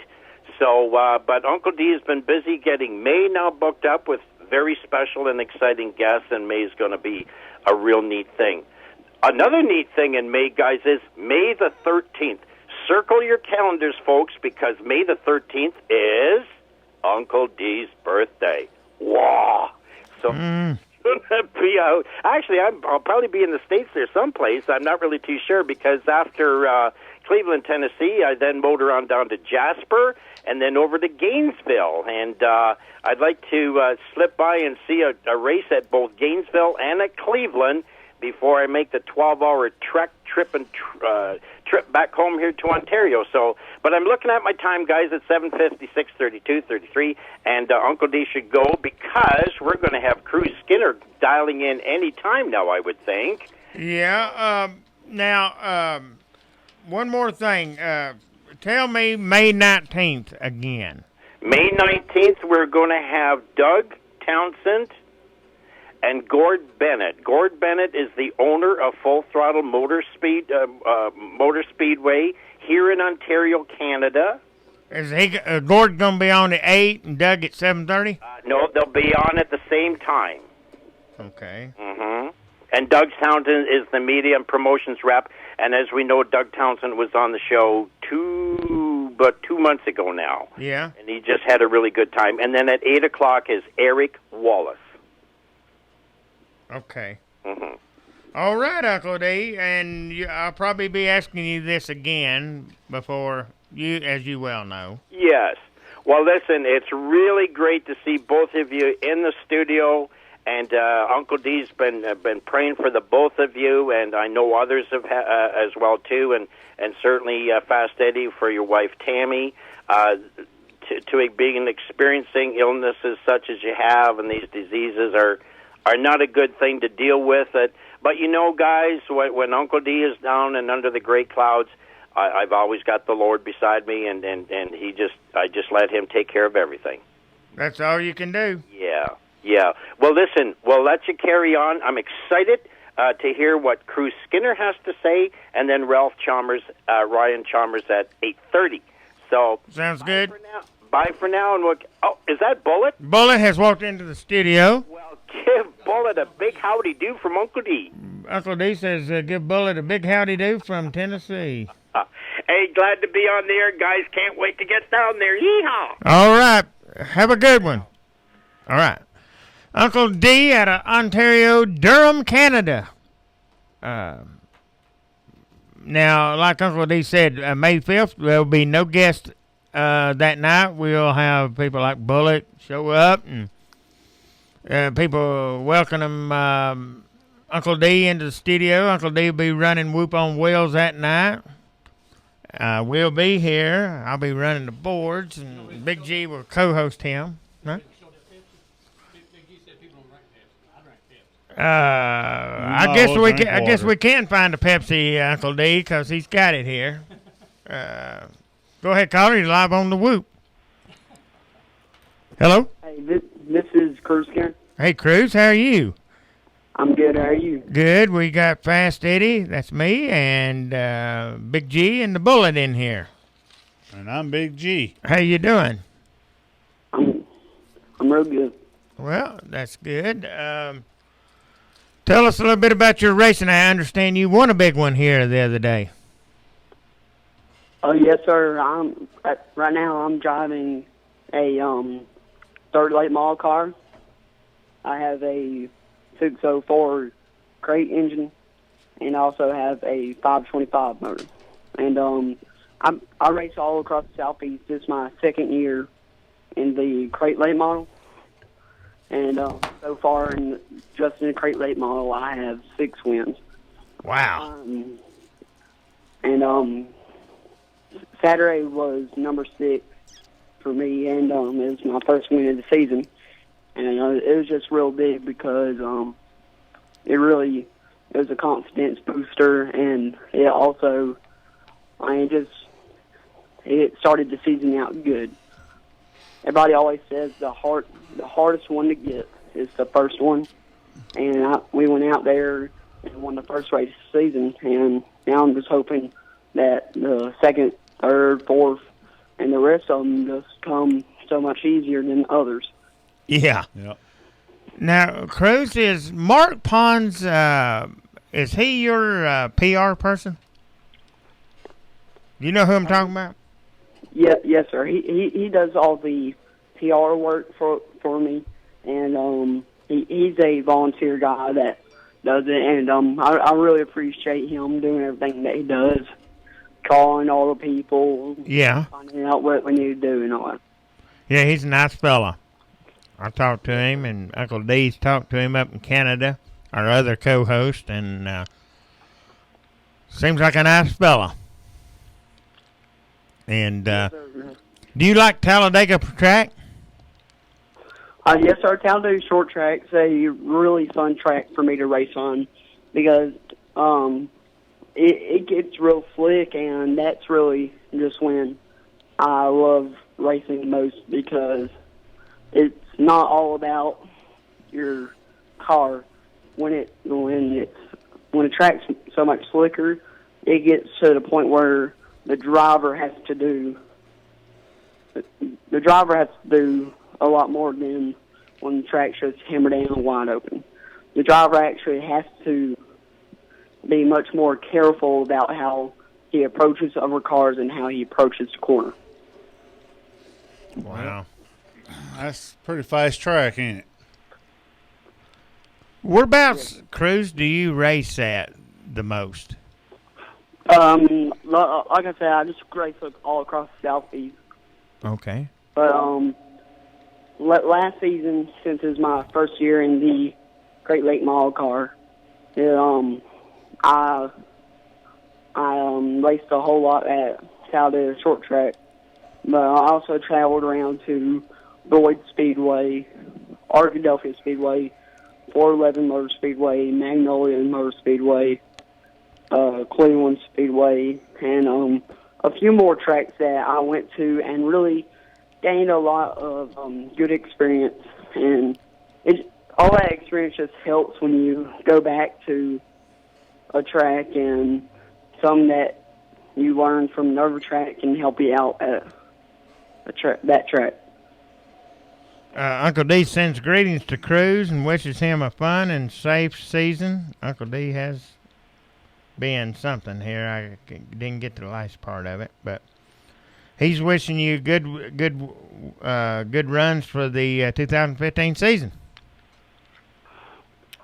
Yes, sir. Thank you, and I just really appreciate it. And I think this season's going to be real good for me because last year, my first year, I was able to pick up 5 wins, and this year I'm just hoping to pick up much more, and I'm trying to stay as high as I can in the Neesmith Weekly Series points. And Neesmith also has a Sunoco Young Guns Challenge for all the 18 and under drivers that I'm really trying to stay up in, and this season's just going to be real fun for my crew and me. So you've raced up here in Cleveland, Tennessee? Yes, sir, I have. There's a track, I'm not sure exactly where it is, but there's a track up there. It's real good track, and it's 2-lane, and it's just a lot of fun to race on. I mean, I learned a lot when I went up there and raced, and no track's the same, but it's still just a lot of fun. Just go all the different types of tracks, whether they're fast, real slow, wide, tight. I mean, all that's just a learning experience, and it's just a lot of fun. Yeah. Go ahead, Big it being a shorter track than what you're normally run down there in Chattanooga, you like it a little bit, that third of a mile track? The two of the smaller tracks I've raced on are Talladega Short Track and Boyd Speedway in Ringgold, Georgia, which is right there by Chattanooga. Yes, sir. I really like the real small tracks in the summer because it really just, the track flicks over, and it's just a lot of fun racing against all the older men at tracks like that. But in the winter, the tracks tend to get faster, and that's still a lot of fun too. Yeah. Well, I know, the Cleveland Speedway, they redid all of it. I don't know if you've been here since they redid it, but they redone the whole thing, the bleachers, the track. They brought all new dirt in, and they said the track is real good now. And got a handicap accessible place there for the handicap people, which Uncle D would really like that, you know. Yes, sir. I have been there since they redid Cleveland, and it is a really nice track now. And it's 2 lane, outside, inside, real raceable, and it's just a lot of fun race there because there's usually a good car count and a good amount of fans there, and it's just fun to go around traveling, just going around seeing what drivers in other states, how they drive, and just. Do you live in Alabama? Yes, sir, I do. I live in Oxford, Alabama. Wow. So you guys do a lot of traveling. Yeah. Now, where is Oxford? It's about 2 or 3 miles down the interstate from Talladega Short Track into Super Speedway. Oh, okay. I've probably been through there, just hadn't never paid no attention, where I was at the time. Matter of fact, I think that's where me and I did remember a sign. I think me and Feist had to go through there last year when we was coming home. We went through there, and I think it said Oxford, Alabama. But I just didn't pay no attention to, about it. But now it brought back memories to me after I seen the sign. Yeah. So I think I blinked my eyes, and I just about through it. I was back on the interstate. But now you go to Georgia and race quite a bit too, right? Yes, sir. We just try to travel as much as we possibly can. We go to Rome, Georgia. Yeah. And race track in Rome. I mean that's a real fast 3/8 mile, I believe it is. I mean I've only been there twice in a Crate Late mile, I believe. And both times we've been real fast. We just had some bad luck. Well, maybe you go back there and have some good luck and win this thing. Because they say, I've heard a lot about Rome, Georgia's track. People really liked it. Yes, sir. It's definitely different from a lot of the other tracks I've been to.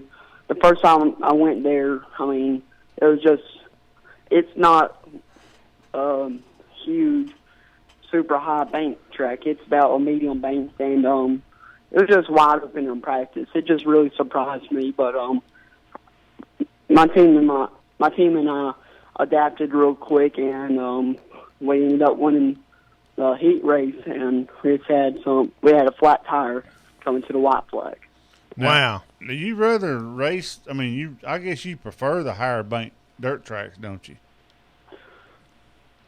It doesn't really matter to me. I mean, the tracks I like Talladega Short Track and Boyd Speedway in the summer when they slow down and it slicks up. But in the winter, I like the tracks like Rome and Magnolia Motor Speedway. They're just real fast. I mean, it's just a lot of fun to go out there and race 2 different types of racing that are real slow, get to the bottom and try to pass them off the corner. And then there's real fast, just pass them whenever you catch them type of racing. Wow. It's different. It's different for sure. Do you do any asphalt racing, or is it all dirt? I have done some asphalt racing before. I've won a few go-kart races on asphalt, but the last time I've raced asphalt was 2 years ago, I believe. I raced at Montgomery Motor Speedway, and it was my first time racing on asphalt in the car. It's my first time racing a straight shift car, and I went out there, drew a 1 out of a bucket, and I go out there and win the heat race, and then I lead every lap on the feature. So that's just a lot of fun going out there racing against a guy that's been racing in the Buzz class for 10 years or so. I mean, it's just a new experience, but we go back there the next week that they're open because they race every other week, and I go out there and win another race. So that's definitely a new experience that was really good for me. Well, you just keep up the good work, and you know where it'll lead you to. I was getting ready to ask you a question here about, are you, and this may be off the wall, but are you kin to Mike Skinner? Do you know who I'm talking about? Yes, sir, I do. Mike and Angie Skinner. Are talking about, but no, sir, I'm not related to them. Okay. I was just Answer curious. that question, don't it? Well, that was a question I wanted to find out. Yeah. Yes, sir. I get that question quite a bit wherever I go. But I've talked to Mark. Is it Mark Pons? I've talked to him, and he's a nice fella. I really like him. Uncle D likes him. Yes, sir. Like I said earlier, he is a really nice guy, and he takes care of all the PR work for the team and me. And I mean, he just does what it takes to get it done. Yep, he does, and he makes sure of it too. He's super nice fella. And we love having you. How many races have you had? Won this year? I know you won Talladega. This year, the season's just starting up. I had one race in January, one race in February, and then the dirt track season really just starts up in March and April is when all the tracks really start running every week. Like, there's a few tracks in Alabama, Tennessee, Georgia, Mississippi that haven't started running every week yet. So, so far this season, I have one win, which was good.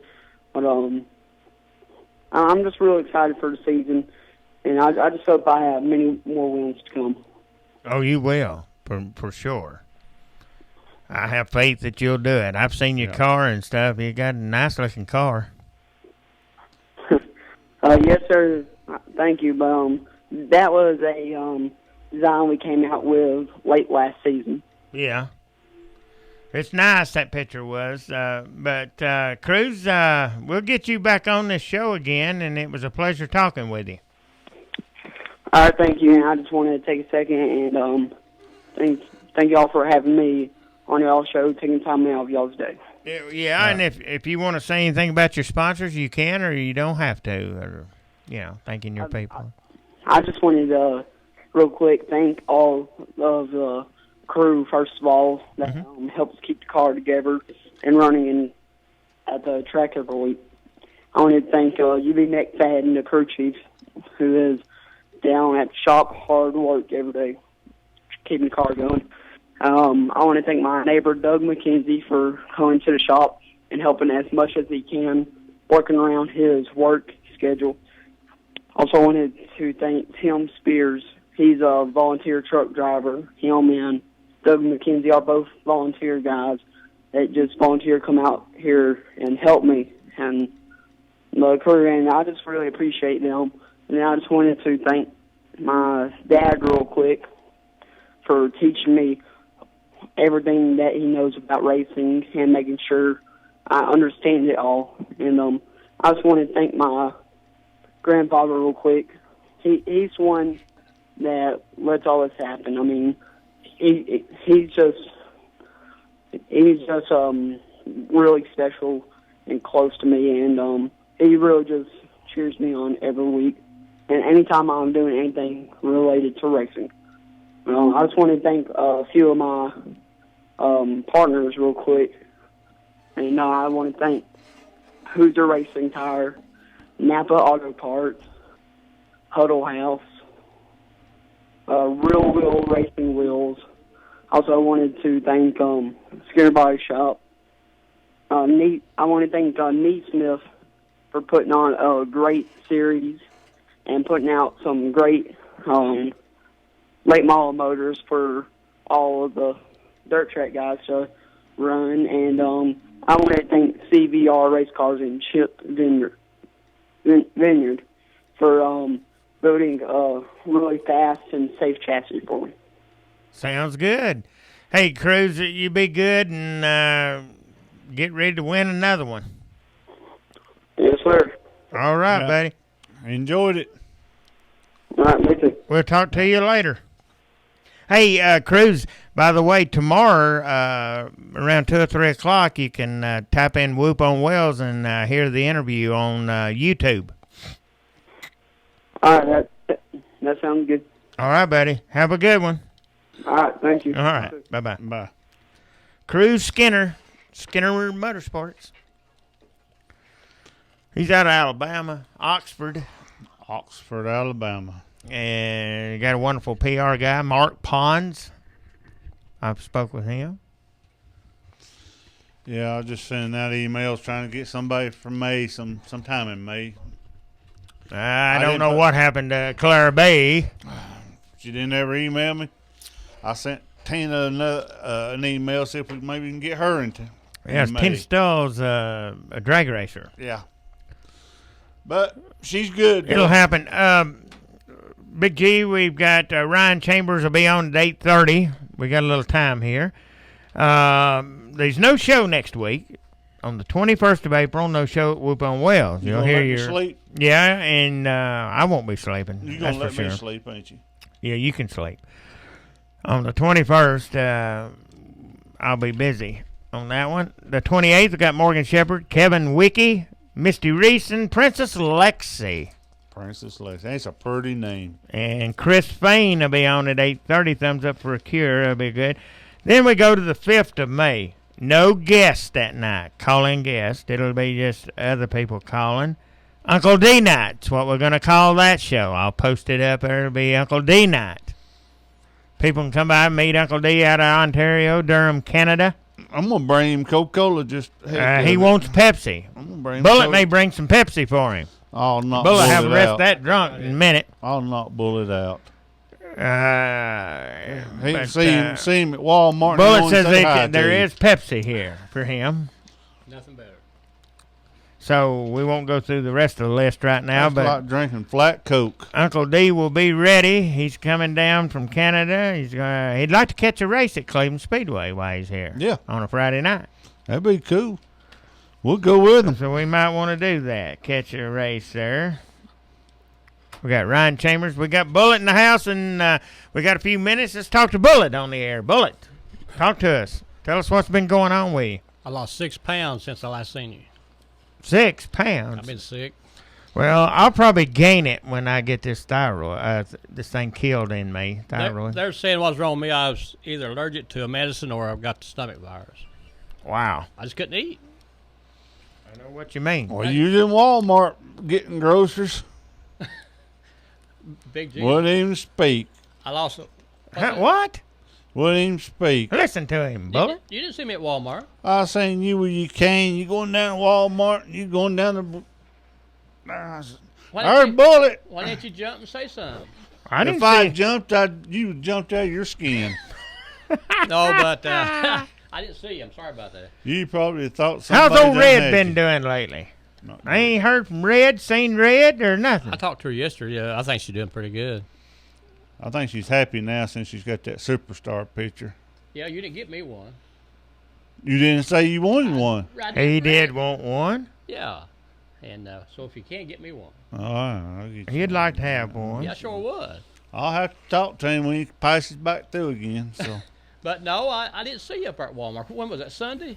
Sunday, yeah. We I didn't should've- holler at you. You or should have said anything. something. I was going around the other way. About 8:25, Uncle D. Have Ryan Chambers call us. About 8:25, about 5 more minutes if you don't care. Uncle D is a wonderful co-host for the Whoop on Wheels up in Canada.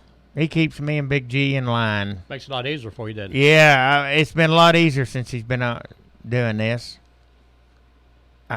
Especially with the time that I am I like to right talk to you after the show about something Morgan was talking about. Yeah? I want one of those. Let me see what was. Oh yeah. Well, I'm gonna have to buy it. Well, I will too. I can just find out what it is. I'll pay for it. Yeah, I don't know how much it's gonna be or nothing. Well, I'm good for it. If it's not over $100, I'm for it. I ain't gonna give $100 for it. I can't. Well, I if mean, it's enough for a T-shirt. I mean, he I says just wanna nice help- shirt, but I just want to help him. I support his cause. And yeah, that's part of the deal I did here. an XL, extra large. Yeah. I guess I'm gonna have to start doing some running if I'm gonna get into extra large that Uncle Well, D my gonna brother wears bring. an XLT. He wears a I wear an XL Big G. Well, he wears a XXT. Did you see Judge Stokes in the house here tonight with them mud I wrestlers? never met him. Casey Stokes.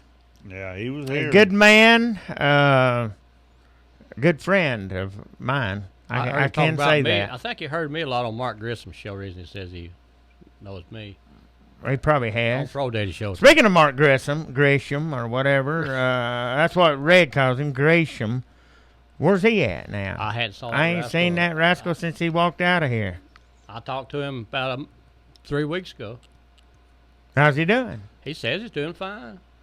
He forgot who I was, so Yeah, he says he's doing fine. didn't he, Big G? He done forgot me. He don't ever respond to me, so I don't really give a But he's a good man. If you say so. I know him 8. Right, right there was a co-host on there. I know him 19 years. I mean, he called in every morning, 6 o'clock. He ain't know nothing. Didn't he? Didn't you, Bullet? You called in every morning, 6 o'clock. A lot of times he'd wear old Bullet out. Well, Boy, see, that's calling why in I'm early. saying these comments, Bullet. I want him to respond to me, but see, the little idiot won't respond. Who you calling an idiot? I'm calling Mark Gresham an idiot. Well, he can call me an idiot too. I'm not going to do nothing. No, I used to call him 3 days a week, Fast Eddie. What'd you call him? Idiot? No, Stupid I idiot. can't tell what I. Uh-oh. You better watch your mouth. Go ahead, Red. You get him, Big G. You tell him. I got him, Big G. hey, Red, I got this whole place under control down here. There ain't nobody can do anything. There you go. When they start bragging on Mark Gresham, tell them off. I tell Well, him. now, Mark's been a good friend of mine. Or was. No. And now he still is. I just don't ever hear from him. He's not a good friend of mine after what he done to me. Hey, We started out Whoop on Wheels, me and Mark did. I know that. Hey, Red, you know what a friend is, a good friend? Yeah, I know what a good friend is. Well, you tell me your definition, I'll tell you mine. Of a good friend, Yeah. somebody that you can put your trust in. Well, that ain't my definition. That's totally opposite. Well, what is yours? A good friend is somebody who wants to use you. That wants to use you? Yeah, and wants you to do stuff for them, and they don't never show back up. No, that ain't no good friend. Well, you got to understand the sarcasm I'm putting into it. Okay. Hey, Red, can you call back later? I got another interview coming in right now. No, just go ahead with your interview. Hey, how you like your Wait. picture? I love it. Okay, you framed it yet? No, I've got to get me a frame. Red, do you like Okay. the superstar? Yes, I like the superstar. Would you like for us to try to get him back here? Oh, yeah. Well, the problem is, you didn't get to see what he had on. He has the mask, the tights, and all. You tell me when you're going to get him back. I'll try to be down there. Really? Yeah. Well, Bullet will be here because he loved him. Bullet wouldn't open his mouth. He's afraid of it, the guy. I love Bullet, too, so what's the difference? Oh. Whoa! Boy, you talking about getting somebody's face, Hey, Red. Red, I've got Uncle D going to be down here May the 5th. You'd love him, too, out of Canada. Yeah, I already love Uncle D. He's bringing me and Big G a T-shirt. I tell you what, he can come home from me if he wants to, and I'll cook him a meal. Well, he might take you up on that, Uncle D, because he's looking for a place. Of course, Bullet would have to come with him as a guard. Oh, Lord. Chaperone. It don't ever end. Bullet is my buddy. There you go. Well, wait till you see Uncle D down here in the studio, or hear him. I heard he said he's going to Gainesville, and I'd love to go with him over there. Well, he might take you. That's my old stomping ground. You might go over and stomp somebody, mightn't you? Might do it. All right, then, Red. Okay, I'll let you go. All right, bye. See. The Red-Headed Wildcat, boys. Tell Ryan to call us now, Uncle D. You might have somebody who wants to ride to Gainesville with you. I'm glad to hear from Reggie. Oh, Red's all right. She's always been a good friend. She knowed how to ruffle my feathers, though. I mean, Big G told me she can ruffle my feathers quicker than anybody. I can ruffle your feathers. Hey. Oh, Telephone. Yeah, you can. Go ahead, caller. You're live on the Whoop. Hi, it's Ryan from Canadian Tire Motorsport Park. How are you? I'm doing good, Ryan. You got Fast Eddie, Big G, and Bullet in the house here. And how you been doing? Oh, absolutely great. We finally got some spring weather coming here, and the snow is finally starting to melt at the track. So we're looking forward to getting things underway. Actually, this weekend, Chump Car Canada will be on the big track. So wow. Mm-hmm. Yeah, that I would like to come and watch a race in Canada one of these days. You know, I would like to do that. Oh, you certainly wouldn't regret it. Canadian fans are very enthusiastic, and they certainly they love their racing. And you know, a track that's been around for 55 years now. It's one of the few gems left in the world, and they certainly don't build them like this anymore. Now, Ryan, can you tell the listening audience what you do? Yeah, I'm the communications manager at the track, so I deal with all the media, and I also run the website and all our social media channels.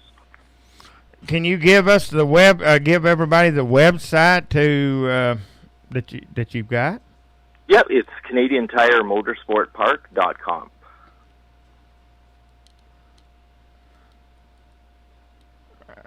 Okay, I'm writing this down here. Okay. We can't talk and write at the same time. Now, we're not that good. I've had some Canadian the tire Canadian tire drivers on our show before. Do you know the Canadian Tire Series? Yep. The Continental, you know. I meant to say Continental Tire Series, but it's probably about the same, isn't it? Well, the Continental Tire Series, they actually will be at the track in July. They take part on the same weekend as the Tudor United Sports Car Championship. So yeah. Both were at the track last year, and we're looking forward to bringing them back next year or this year. Sorry, 45 cars out on the track. It's a great show. Yeah, it's I like to watch those cars race, them sports cars. Oh, you know, it's relevant because, you know, a lot of the cars, you know, the GT ones are, you know, always the fun ones to watch. But as you get into the touring classes, I mean, those are the cars that you and I would be going to the showroom to buy. And to see some of the top drivers in the world, you know, putting them right to their limits is just great to watch. Does Max Pappas do any of that now? Actually, the last time he competed at the track was actually 2 years ago. He was in the inaugural Chevy Silverado 250, the NASCAR Camping World Truck Series race. So, you know, he's certainly been at the track many times, had a lot of success there. But you know, I think he's one of the few drivers out there that can pick and choose where he wants to race, and certainly anytime you put him in a decent car on a road course, he's going to be right in the mix to win it. Oh, you can better bet on that. Oh, Mac's a good fella. Been on this show many a times. Good driver, good instructor. He's a good guy, period. Oh, absolutely. It was a pleasure to meet him. It was actually the first time that I got a chance to. I'd certainly been a fan of his driving, but to meet him face to face, you know, certainly his reputation preceded him. So it was great to see him, and certainly he was right there at the end. You know, just about squeaked it out. So. Yeah, I always like to talk to Max when we had him last time on here. He was, you know, he's always a good interviewer, and I always like to watch him race. And I think he's making steering wheels now. Yeah, I think. That's what he said. He's making steering wheels last time we talked to him. Good for him. Yeah, he's making the ones I think that they got in the race cars that they're running now. A bunch of teams are running them. Yeah. Like I think the Gibbs and the Hendricks, and you know, teams like that are buying his steering wheels now. Oh, right on. So he must be doing pretty good for himself. He might not have to race no more. No, there you go. Smart guy, that's for sure. Yeah, he can do that and not race. But It's good to talk to you, Ryan, and kind of get to know you a little bit, and hopefully, I've always loved to come to Canada, and when I come up that way, I like to come to the racetrack and see a race when get up that way. Oh, for sure. We'd love to have you guys out, and certainly it's an experience you guys wouldn't forget. And it doesn't seem to matter which series is on track. It's always just fantastic racing. And I don't know if you have had the pleasure of seeing either of the NASCAR truck races that we've had there, but you couldn't script it any better to have both races end on last corner, last lap passes. So, with the third installment coming up this August, we can't wait to see what they're going to bring. Yeah, I've seen it on I started to call it Craftsman truck, but we've seen the trucks run up our last 2 years they run, and yeah, they do it. I about got to the point where I really watch trucks run is see any of them run. Well, it's great to see some of the up and comers. It seems like between both years that they've been up our way, to see who was right in the mix, and now to see where they are. Like Chase Elliott winning the first one, and last year wins the nationwide championship. It's great to see these guys as they're coming up, and now you see there's a Canadian running full time, Cameron Haley. And certainly Eric Jones. I mean, these guys are, certainly going to be putting on a great show. And, a couple of years from now, sky's the limit for these guys. Yeah. Now, Eric Jones is going to be a great race car driver. I don't care what he drives in it. When he comes up and starts driving Sprint Cup, I think they better watch out for him because he's going to be probably another Jimmy Johnson. I see him being a superstar for sure. Now, Uncle D, Denny Snyder says Daniel Boaz he races up there. Who's that? Daniel Boaz. Okay, yeah. You know who I'm talking about? I may not be pronouncing it right, but no, I definitely know who you mean. He races up there at your place. Yes, he definitely does. Now, I want to ask you a question. I have wanted this guy. I had never have mentioned it to Denny, but could you help me get Ron Fellows to do a call in on this show? I'm sure I can definitely help you out with that. I have tried my best, and I have no luck. Oh, I will. I'll definitely get that done for you. Ron is, he's been an absolute pleasure to work for. Since him and Carlo Fidani bought the track a couple of years ago, it's just amazing to see the transformation of the entire facility. And obviously bringing on big partners such as Canadian Tire has been great as well. But Carlo bringing his business experience and Ron bringing his knowledge of everything motorsport.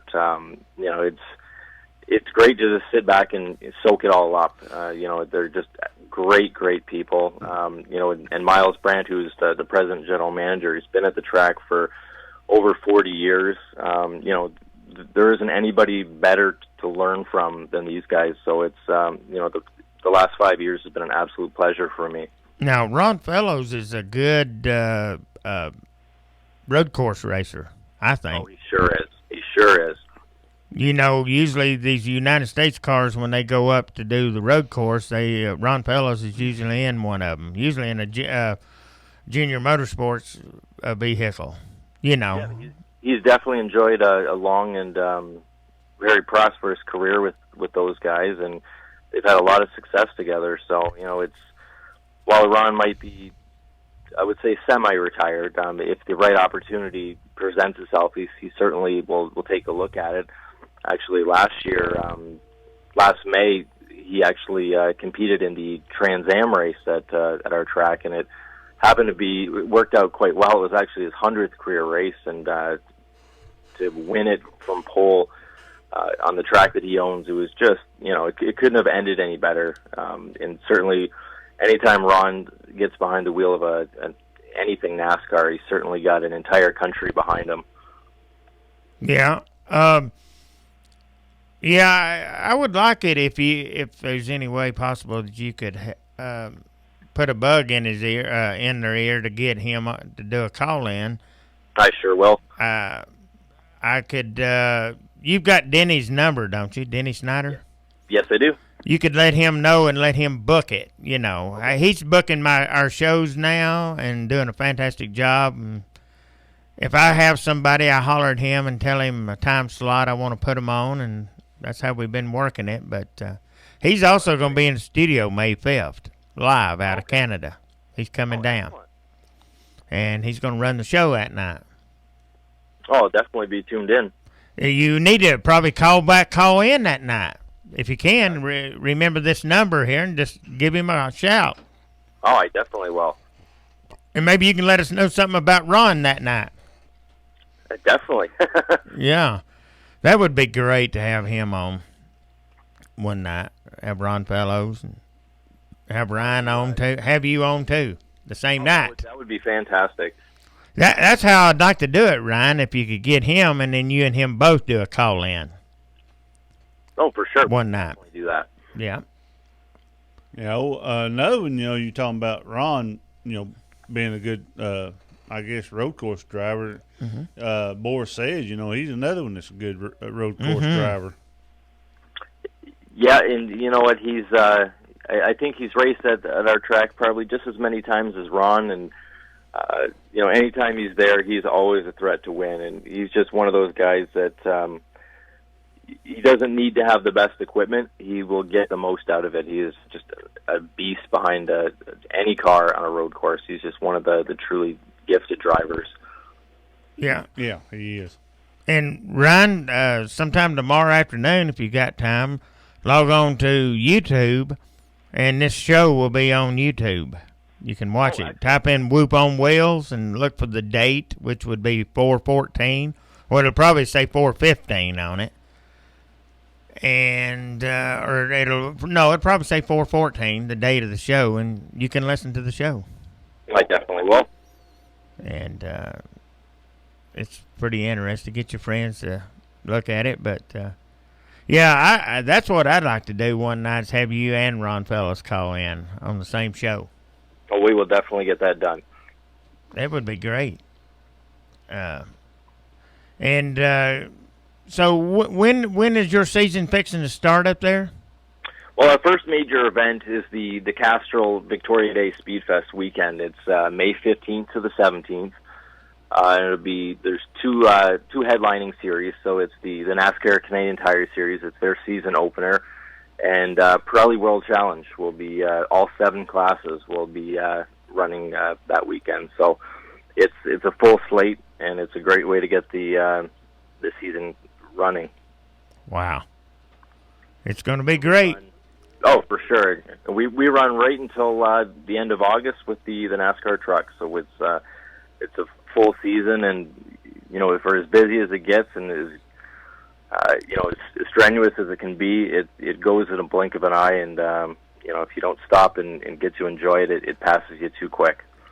Yes, it will. Yeah, I was going to ask you how many races you had up our year, so you just answered the question. Yeah, there's a total of 5 major events. But there's a lot of Ontario up here in Canada regional racing. Chump Car Canada's there a couple of times. But there's something on track every day from now until Halloween. As long as the weather permits, the place is booked solid. Wow. Well, that's great, Ryan, and it's been a pleasure talking with you tonight, too, buddy. Yeah. Pleasure's all mine. And want to get you back on again, along with Ron Fellows. Yep. Looking forward to it, for sure. Hey, give us a shout-out. Listen to the show on Tuesday nights on the Internet. It's we do live streaming on the Internet of all shows every Tuesday night. We're live right now, I won't miss it. Well, we appreciate you, and we'll get you back on soon. All right, looking forward to it, guys. Thank you, Ryan. Thank you, Ryan. Take care. Bye-bye. Ryan Chambers. Good fellow there. Maybe he can hook us up with Ron Fellows and him at the same night. Ron is, he was good at that. He's good at, at the Watkins Glen and Sonoma tracks, road course tracks. I think he even raced at that Road America too. Now, Bullet. If Bullet wants to call, if Red wants to call back in, no more guests tonight. Boy, it was a good show tonight. Golly. I liked your interview with Sarge. Oh, yeah. We've had a lot of people talking about that. No show next week, Bullet. Yeah. Whoop on Wheels will be playing nothing but the good old bluegrass. And then on the 28th of April, we'll have Morgan Shepherd, Kevin Wicke, Misty Reese, Princess Lexi, and Chris Fair. Thumbs up for a cure. Going to be another exciting show for sure. And did you watch wrestling? We're going to switch from racing to wrestling right quick. Yeah, I watched it last night. And what'd you think? Big G. I think Roman Reigns is going to. He wants another match with Seth Rollins. I think well, I done read about it, and they kind of jerked it around a little bit from what I read. John Cena was supposed to have been in a cage match, but they changed it up.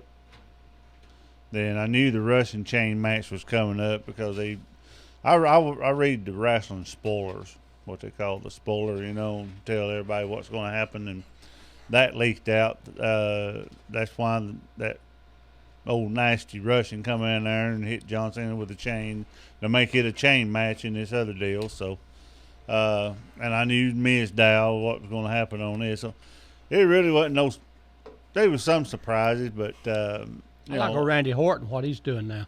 I hate that AJ Lee had to retire. She had to retire on a injury type deal. I didn't know that. Yeah, she had to retire, so she got injured.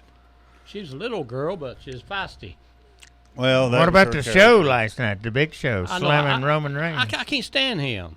I wish there was somebody to take that car and throw it on top of him. What about Kane laying down and letting him win? Well, Kane, he just had enough, I think, but he's still a baby. Wonder how long they're going to let Seth Rollins keep that belt. Not long It's ago. ridiculous. I watched or listened to the. If anybody's got, if they can log on. If you got the WWE app, you can log on and listen to the Roddy Piper. And with Ronda Rousey, the one that was there at WrestleMania. Roddy Piper is supposed to be kin to Bret. His cousin's a Bret Bret Hart. Hart, yeah. I knew that one right off the bat. I didn't know that. And so anyway, they had about an hour and so interview, and it's a real good interview. And she said that everything that happened that night with her wasn't script. It was everything that was script didn't go as script. So, Stephanie McMahon didn't supposed to fall down, but she didn't have no other choice because Ronda pushed her too hard. But she said it was a thrill for her to be in the ring with The Rock and Triple H. The Rock. As much as she's really a legend herself. Yeah, I started saying I've seen her or something. Well, she played in Fast and Furious. Now, she was the stunt woman in Fast and Furious. She knows all that judo and gatsu and all that stuff, She could handle Stephanie McMahon. She can handle any man. I don't care. It's a woman.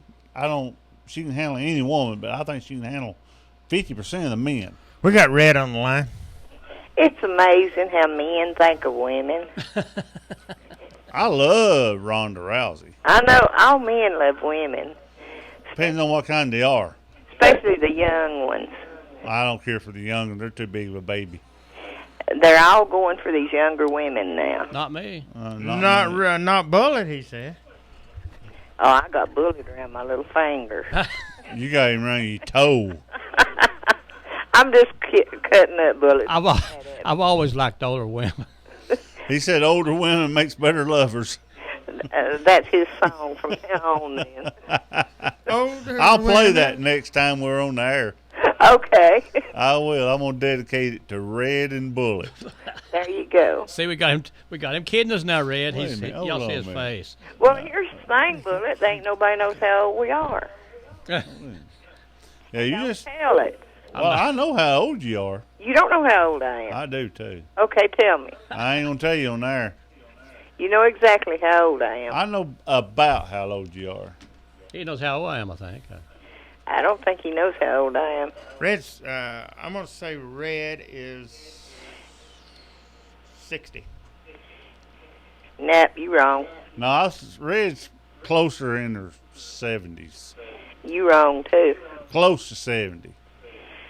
Well, it's getting there. 68. I'm not saying. Am I close? No. Well, I'm 65. 66. Red's about 64. Let's just quit guessing. I guessed it, didn't I, Red? No, you didn't. Yeah. No. You ready? Big G? Let's see here. I think I about got it up. Hang on a minute, Red. I got a surprise for you. He's got a surprise for you. Okay. Are you ready? No, hold on a minute. The man's slower than a Christmas tree. No, it ain't bringing up what I want. You got to have it a certain way for Big G. If it ain't a certain way, I don't go for it. I know what you mean, G. If you're looking for something on a computer from me, you won't find it. He's trying to find you a song. I'm finding it. Don't worry about it. I got you. How did you get me on a computer when I've never been on one? I can find you anywhere. Oh, you can. Do you know my name? Red. Yeah, Red.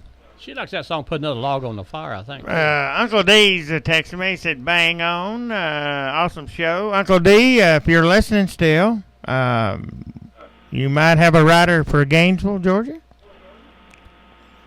Uncle D will be in the studio May the 5th. We're going to have pizza. Bullet's going to bring a Pepsi for him. No, I don't like pizza. Well, I'll be dog. Well, all those pizzas you won from me, what did you do with them? Throw them away?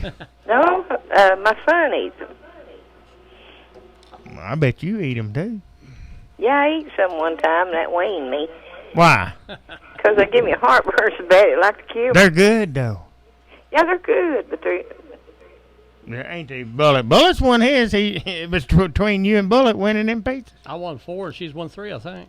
Bullet gave me one of his, remember? Oh, Bullet. Bullet's blushing now. Big G, I could have found that 2 hours ago. I'll shut up and turn it on. Are you ready? Yeah. Here you go, Red. Our beautiful lovers, I said older women, they understand. I've been around some, and I have discovered. Hey, you ought to see Bullet in here. He's jumping up and down. He loves it. Oh, she hung up. She didn't like it. No, she wants to listen to it. Well, let's play it for her. Playing it for Bullet and Red. That's it. On up to 25. Well, I love you too, but I'm telling you, learning how to really love takes a little time. Older women are beautiful lovers. I said older women, Lord, they understand. I've been around some, and I have discovered that older women know just how to please a man.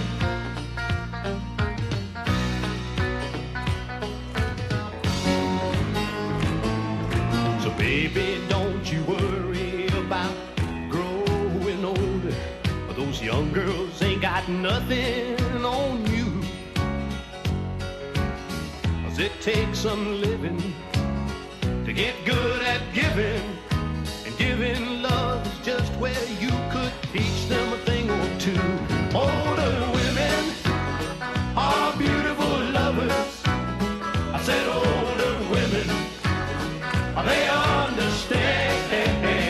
I've been around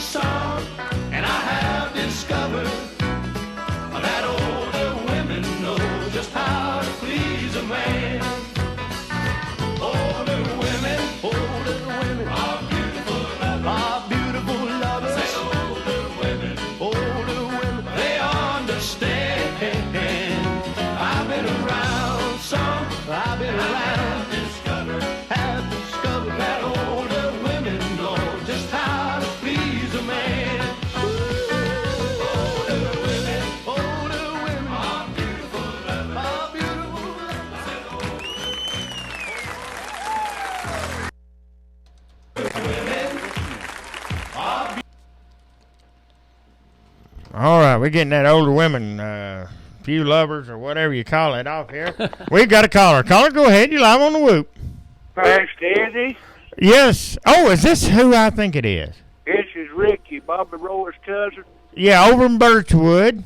Yeah, we over here, Eddie. I wanted to report to you that Hydrocodone 500 was a big success. Well, I'm a dog. Oh, hell yeah, Eddie. It was a blessing. People turned out, and they brought, the concessions were incredible, Eddie. We sold like $1,500 in concessions. Hey, Rick, did you get to listen to the show tonight? We've had a wonderful show down here. Oh, I just woke up, Eddie. I've been sleeping. Well, I'll tell you who all was here, who all was doing it. We had Bullet in the house. He come down, and we've had Uncle D out of Canada. Our co-host has been on the air, and Morgan Shepherd. What a good guy he is, and Cruz Skinner and Dustin Jackson and Ryan Chambers. Just a good group of guys, and me and Big D here. I mean G. Yeah. Just had a blast. You know NASCAR. I love it. Yeah, Eddie, I tell you, to some people, NASCAR is a hobby. But to me and Bobby Roy, it's our life. And you ain't going to believe this, but I had Judge, what is his name? Stokes. Yeah, I had him down here from over in Birchwood, Decatur area, and he had a couple mud wrestlers in here.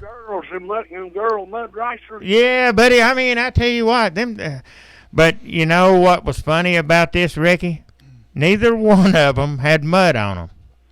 Well, that's probably just their, profession. You can wrestle mud and look that clean? Well, I'm sure they wash off after. Nah. They shower and scrub each other off. They scared me. Yeah. They scared Big D. It's tough. I tell you, one time Bobby Roy got in there with them, and they whipped the hell out of him. Oh, my. God. Yeah, they did. They whipped him. Oh, well, that's awful. Oh, Eddie, I ain't never seen nothing like it. Them girls is tough. Now, I'm telling you, Eddie, I ain't seen nothing like them. They like women that was raised by wolves. Hey, did you hear that song Big D played for the Red-Headed Wildcat and Bullet in here? Older women like or smaller, young, whatever it was. Younger men loves older women. Yeah, I can't even say. Well, that's them cougars. That's them cougars there. That's that tear-jerking stuff. That makes you. We're going to have a big-time fundraiser out here, Eddie. Uh-oh, what's it going to be? Well, we looking into maybe some kind of go-kart racing or maybe lawnmower racing. You going to let me race in it? Well, yeah. You'd be a celebrity at our show, Eddie. We'd love to have you. Well, I'll tell you what I'll do. I won't race. I'll host it. I'll be the announcer. See, we raising money to get Bobby Roy back home. Yeah. The last time I raced, I had to push mine across the start and finish line. Yeah. It run out of gas. See, Bobby Roy has been the victim of a cruel perpetration of an April Fool's joke, Eddie. And now he's far from home, and we trying to raise money to get him back home on a bus or something. Oh, boy, this is bad. Yeah, this old girl called him on April 1st. Actually, it's our cousin. And she told him that she was late. And he said, hell, late to what? He said, I ain't got no license. I can't drive. She says, she's pregnant. Oh.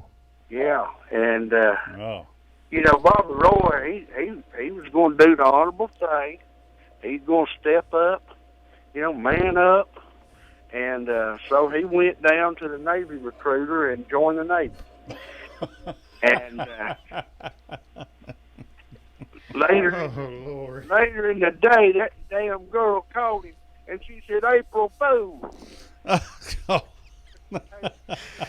can't catch my breath. was already shipped out, Eddie. They had him on the ship, and they won't bring you back. Well, Ricky, let me ask you a question. How's your cousin doing? It's Martha Sue, ain't it? Well, that's my aunt, Marty. Well, how's she doing? Well, she got that old Tourette syndrome. Can she tell us hello right now? Is she in the house? Charlene. Oh, Charlene. She gonna get her. Oh. I want my damn liquor. Golly. I want my damn liquor. What happened to her voice? Eddie, hell, she calm her down, Charlene. Calm her down. Give her liquor. Charlene's hit her liquor.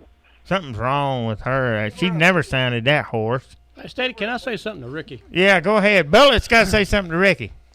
Yeah, go ahead, Bullet. I've been hearing him for 3 years on WOOP on Pro Day show, and I never have spoke to you. Well, you are now. And you're a regular celebrity, Mr. Bullet. No, no, I'm not. You are. No, I just want to say hello to you. I've heard you on Pro Day show, but I never spoke to you. Oh, he calls all. I've heard you on the air many times. You're a very nice man, and you have a wonderful radio voice. Well, I guess you heard me on Mark Grissom's show. Grissom's? Well, I usually didn't get up that early. 6:05. I sleep till about 3 or 4 in the evening. Yeah. And, anyway, Ricky, I hope you keep calling in because I think you make Pro Day today when you call in. Well, thank you, Mr. Bullet. We don't make a move without asking pros advice. I know it. I heard you talk to him a lot, but I'll let you get back with. Well, no. I mean, you know. I just want to say hi to you. I like I say, I've been calling in for 3 years. I never talked to you. Oh, I tell you, it's an honor to get to speak with you. I tell you, Fro Daddy is kind of our spiritual leader. Yeah, but what about Whoop on Wheels, Fast Eddie? Oh, well, you're our number one entertainment. But now, Fro, he's like a guru to Bobby Roy. Oh. Yeah, he saved Bobby Roy's life one time. How'd he do that? Well, Bobby Roy was on top of the trailer, and he was going to jump off and kill himself. Well, I didn't know what to do, Eddie. I didn't know what the hell to do. So I called Fro, and Fro told me to turn the radio up, and I did. And Fro talked him down off the trailer and saved his life. Well, that's, I tell you, old Fro's all right, ain't he? He is. I tell you. I mean, he saved Bobby Roy's life. That means a lot. He's a blessing from the Lord, is what he is. Oh, he is. That's for sure. But Bobby Roy he's on the coast in San Diego, California, at that naval base, and they won't bring him home. They said he had to get his own way home. So we need to raise money to get him back here, Eddie. So, well, I'll get to work on that when I'm out there at Birchwood doing the announcing for the Hydrocodone 500. Yeah, we're going to have some kind of go-kart race or lawnmower to raise money for him. If you could just tell all your listeners to bring the money, preferably cash, to Fro, and Fro will make sure we get it. Yo, you just want cash. You don't want checks. You know, checks are hard to cash, right? Yeah, we ain't got no bank account. Oh. Yeah, we ain't got no driver's license neither. Yous are in pitiful shape. Yeah, the government's been keeping us down, Eddie. Yeah, I'm about ready to start crying here myself. I mean, you know. Wasn't you the one that got your check stolen? Yeah, there's been people perpetrate all kinds of fraud. Hey, don't you owe the judge some money? Well, you know, when he did represent us as a lawyer. He's a good man, he is. He got us out of a lot of trouble, Eddie, and we do owe him $12,000. Yeah, but when you gonna pay up? As soon as my taxes come in. Oh. Well, that's what I... Waiting on that fat check is what it is, what he's waiting on. He's pretty mad, I think. Well, I mean, I told him not to get upset. When my tax refund comes, I'm going to pay him off in full. Well, he was down here with 2 mud wrestlers tonight. Yeah, I've seen them old gals. They have mud wrestling up there at that beer joint Judd table. And them old gals get with it. I'd like to watch that one night. Oh, yeah. That's what you call real entertainment. I'm afraid they'd get me and throw me in there and get mud all over me, and I'm afraid to get dirty. Yeah, I tell you, it's good. I mean, the kids especially love it. Oh, I bet so. Yeah, they do. It's just a way of life, Ricky. It is. It's like NASCAR. It's a way of life. Oh, yes. I breathe, sleep. I breathe and sleep it all the time. Well, Eddie, I just want to tell you, we love your show, and we wish you the very best. Pray the Lord to put heapings of blessings upon your head. Boy, I love that, Rick. Yes, and if you could help us raise some money and get Bobby Roy back home, we sure would appreciate it. Yeah, 'cause he's stranded out there at that naval base, and he may not ever get out of there. Yeah, that little lion tramp. She thought that's funny, and they even shaved off his mullet, Eddie. Oh no, but I don't want you to cry about it though. You sound like you're about ready to start squalling, but Eddie's already crying. Eddie, my cousin had a beautiful Kentucky waterfall mullet. It took years.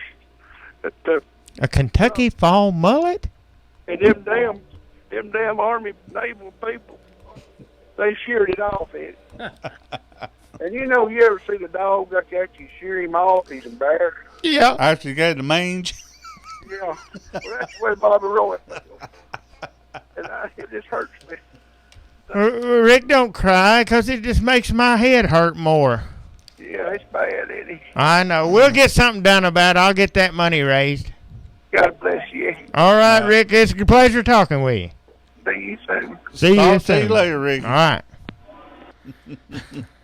Ricky from Birchwood. You got something else in it. Yeah. They said we're on overtime. We're Chinese overtime. We got to get out of here. We gotta go. It's been real. It's been real, Big G. Been fun, been real. It's been fun, and it's been real. And we got another caller before we leave. And it's who you need to talk to. Go ahead, caller. You're live on the Whoop. Live on the Whoop. I just wanted to tell you guys that I've been praying for you, and I'm going to keep on till all this is over with. Yeah, yeah. I know it. I know what you're saying. Well, I've needed prayer myself many a time, and somebody was always there to pray for me. And I'm being serious now when I say that I have been praying for you and for Gerald. And I'm going to put Bullet on that list because I know he's had some problems too in the past. I still do. Okay. I'll put you on my list too, Bullet. We're just a bunch of sick folk here, ain't we, Big G? Well, I know what that's like, and it's sick. It's not fun. But no. The Lord's always there, and His time is different from our time, and it may not come when we think it ought to, but it will come. Oh yeah, I believe that. Yep. I strongly believe that. Yes. So I just wanted to tell y'all that I've been listening tonight. It's been a good show. Yeah. Thank you, Brenda. We appreciate you, Brenda. Okay, we'll talk to you later. All right, thank you. Bye-bye. She's a nice lady. Yeah, Brenda's a good person, too. Very good person. And we're fixing to sign off here, and no show next week. Be the computer Roo-doo. And we'll be back the 28th with another show here. That's right. And then we'll be back the 5th with Uncle D night. Uncle D. So until the 28th, God bless the USA, God bless the troops, and let's get Bobby Roy out of that naval base. That's right, and get his mullet back. Yep. One more call here. We're in the Chinese overtime. Yeah, go ahead. I owe both of you guys an apology. You do? Okay. Yes, I do. All right. I accept it. Because I couldn't keep my word, but I tried my best. Huh? And you tried your best too. This is Sid Bishop. Oh, yeah. Yeah, I know who it is. Okay, I tried my best. And I'll let you read my Gmail on the phone, which says, when he gets, we're trying to answer all requests from Kyle Bush Motors. I believe you, but you can't get him, and I can't either. I know. And I know it. And that made me look like a liar, and I didn't know that was going to happen. And I didn't mean to call in bad mouthing nobody. That I really didn't mean that. I accept your apology. After You know what? after my son died, you ever took a trazodone? Do what now, Sid? I didn't understand you. A trazodone. I've heard of that. Mm-hmm. I've heard of it, but I don't know what it is. Do you? They'll make you out of your mind, but if for so much stress, I was going to see. I worked. It'll be Friday. It'll be 12 days in a row, over around 12 hours. Believe it or not, market at Catnapper, and yeah, I've been calling in on the pro show. I should have been calling in on y'all, but I can't get no race car drivers. I might as well just tell the truth. I can't get no. Well, I can't get Kyle Busch to call in. I've tried. It's all right. Now listen, Lonnie, there's a guy at work. Let me tell you, I went down there and met him, and he had a car painted up just like Dale Jarrett. Remember when it was red, white, and blue? Yeah. Okay. He actually, and now he goes to the races down there in Cleveland on Friday. And his name's Lonnie Johnson. He's a real good friend of mine. He's keeping up with a lot of stuff. And he told me just to call in and apologize. Them boys know that nobody can get a hold of Kyle Busch. Yeah. And sure enough, there can't anybody get a hold of Kyle Busch. It's just impossible. I've got Gmail back from Samantha though on my phone. Yeah. Saved to draft. Yeah. Saved to draft. Yeah. And I'll show it to you, Eddie. I believe you. That night wasn't good, and it didn't sit good with me. I didn't think you'd be that way, but you told me the trazodone. I know what that is.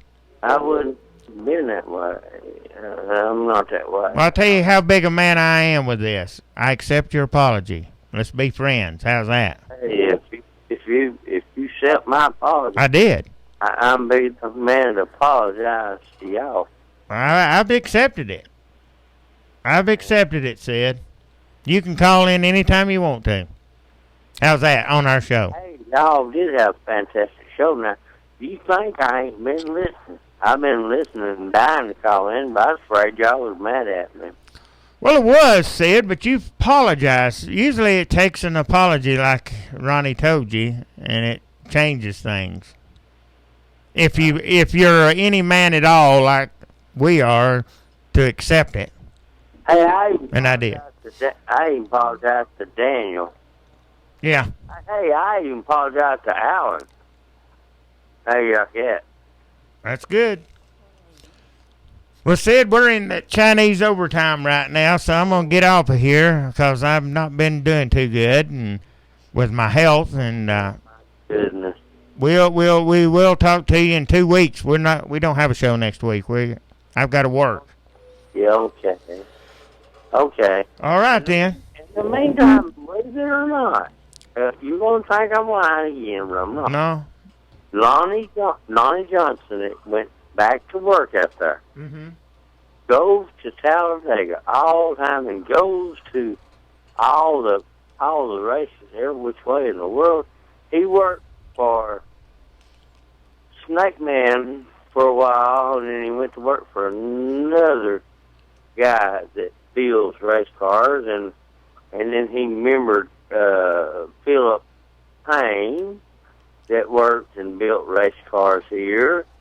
Now I think William Cartwright is building a few race cars, but I don't know if they're for NASCAR. They may be for the Speedway down there. Yeah. The Speedway in Cleveland. All right then. I'm telling you like it is. Yeah. But we'll talk to you in 2 weeks. Okay, buddy. See you, buddy. All right. Bye-bye. Bullet, not Bullet. Bullet, I'm glad you come in tonight. Appreciate it.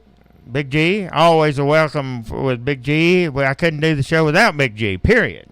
How's that? I mean, that's just putting it to you bluntly. I can't do the show without him or Uncle D up in Canada. He's been nothing but a blessing here. See you in 2 weeks. That's right. See you.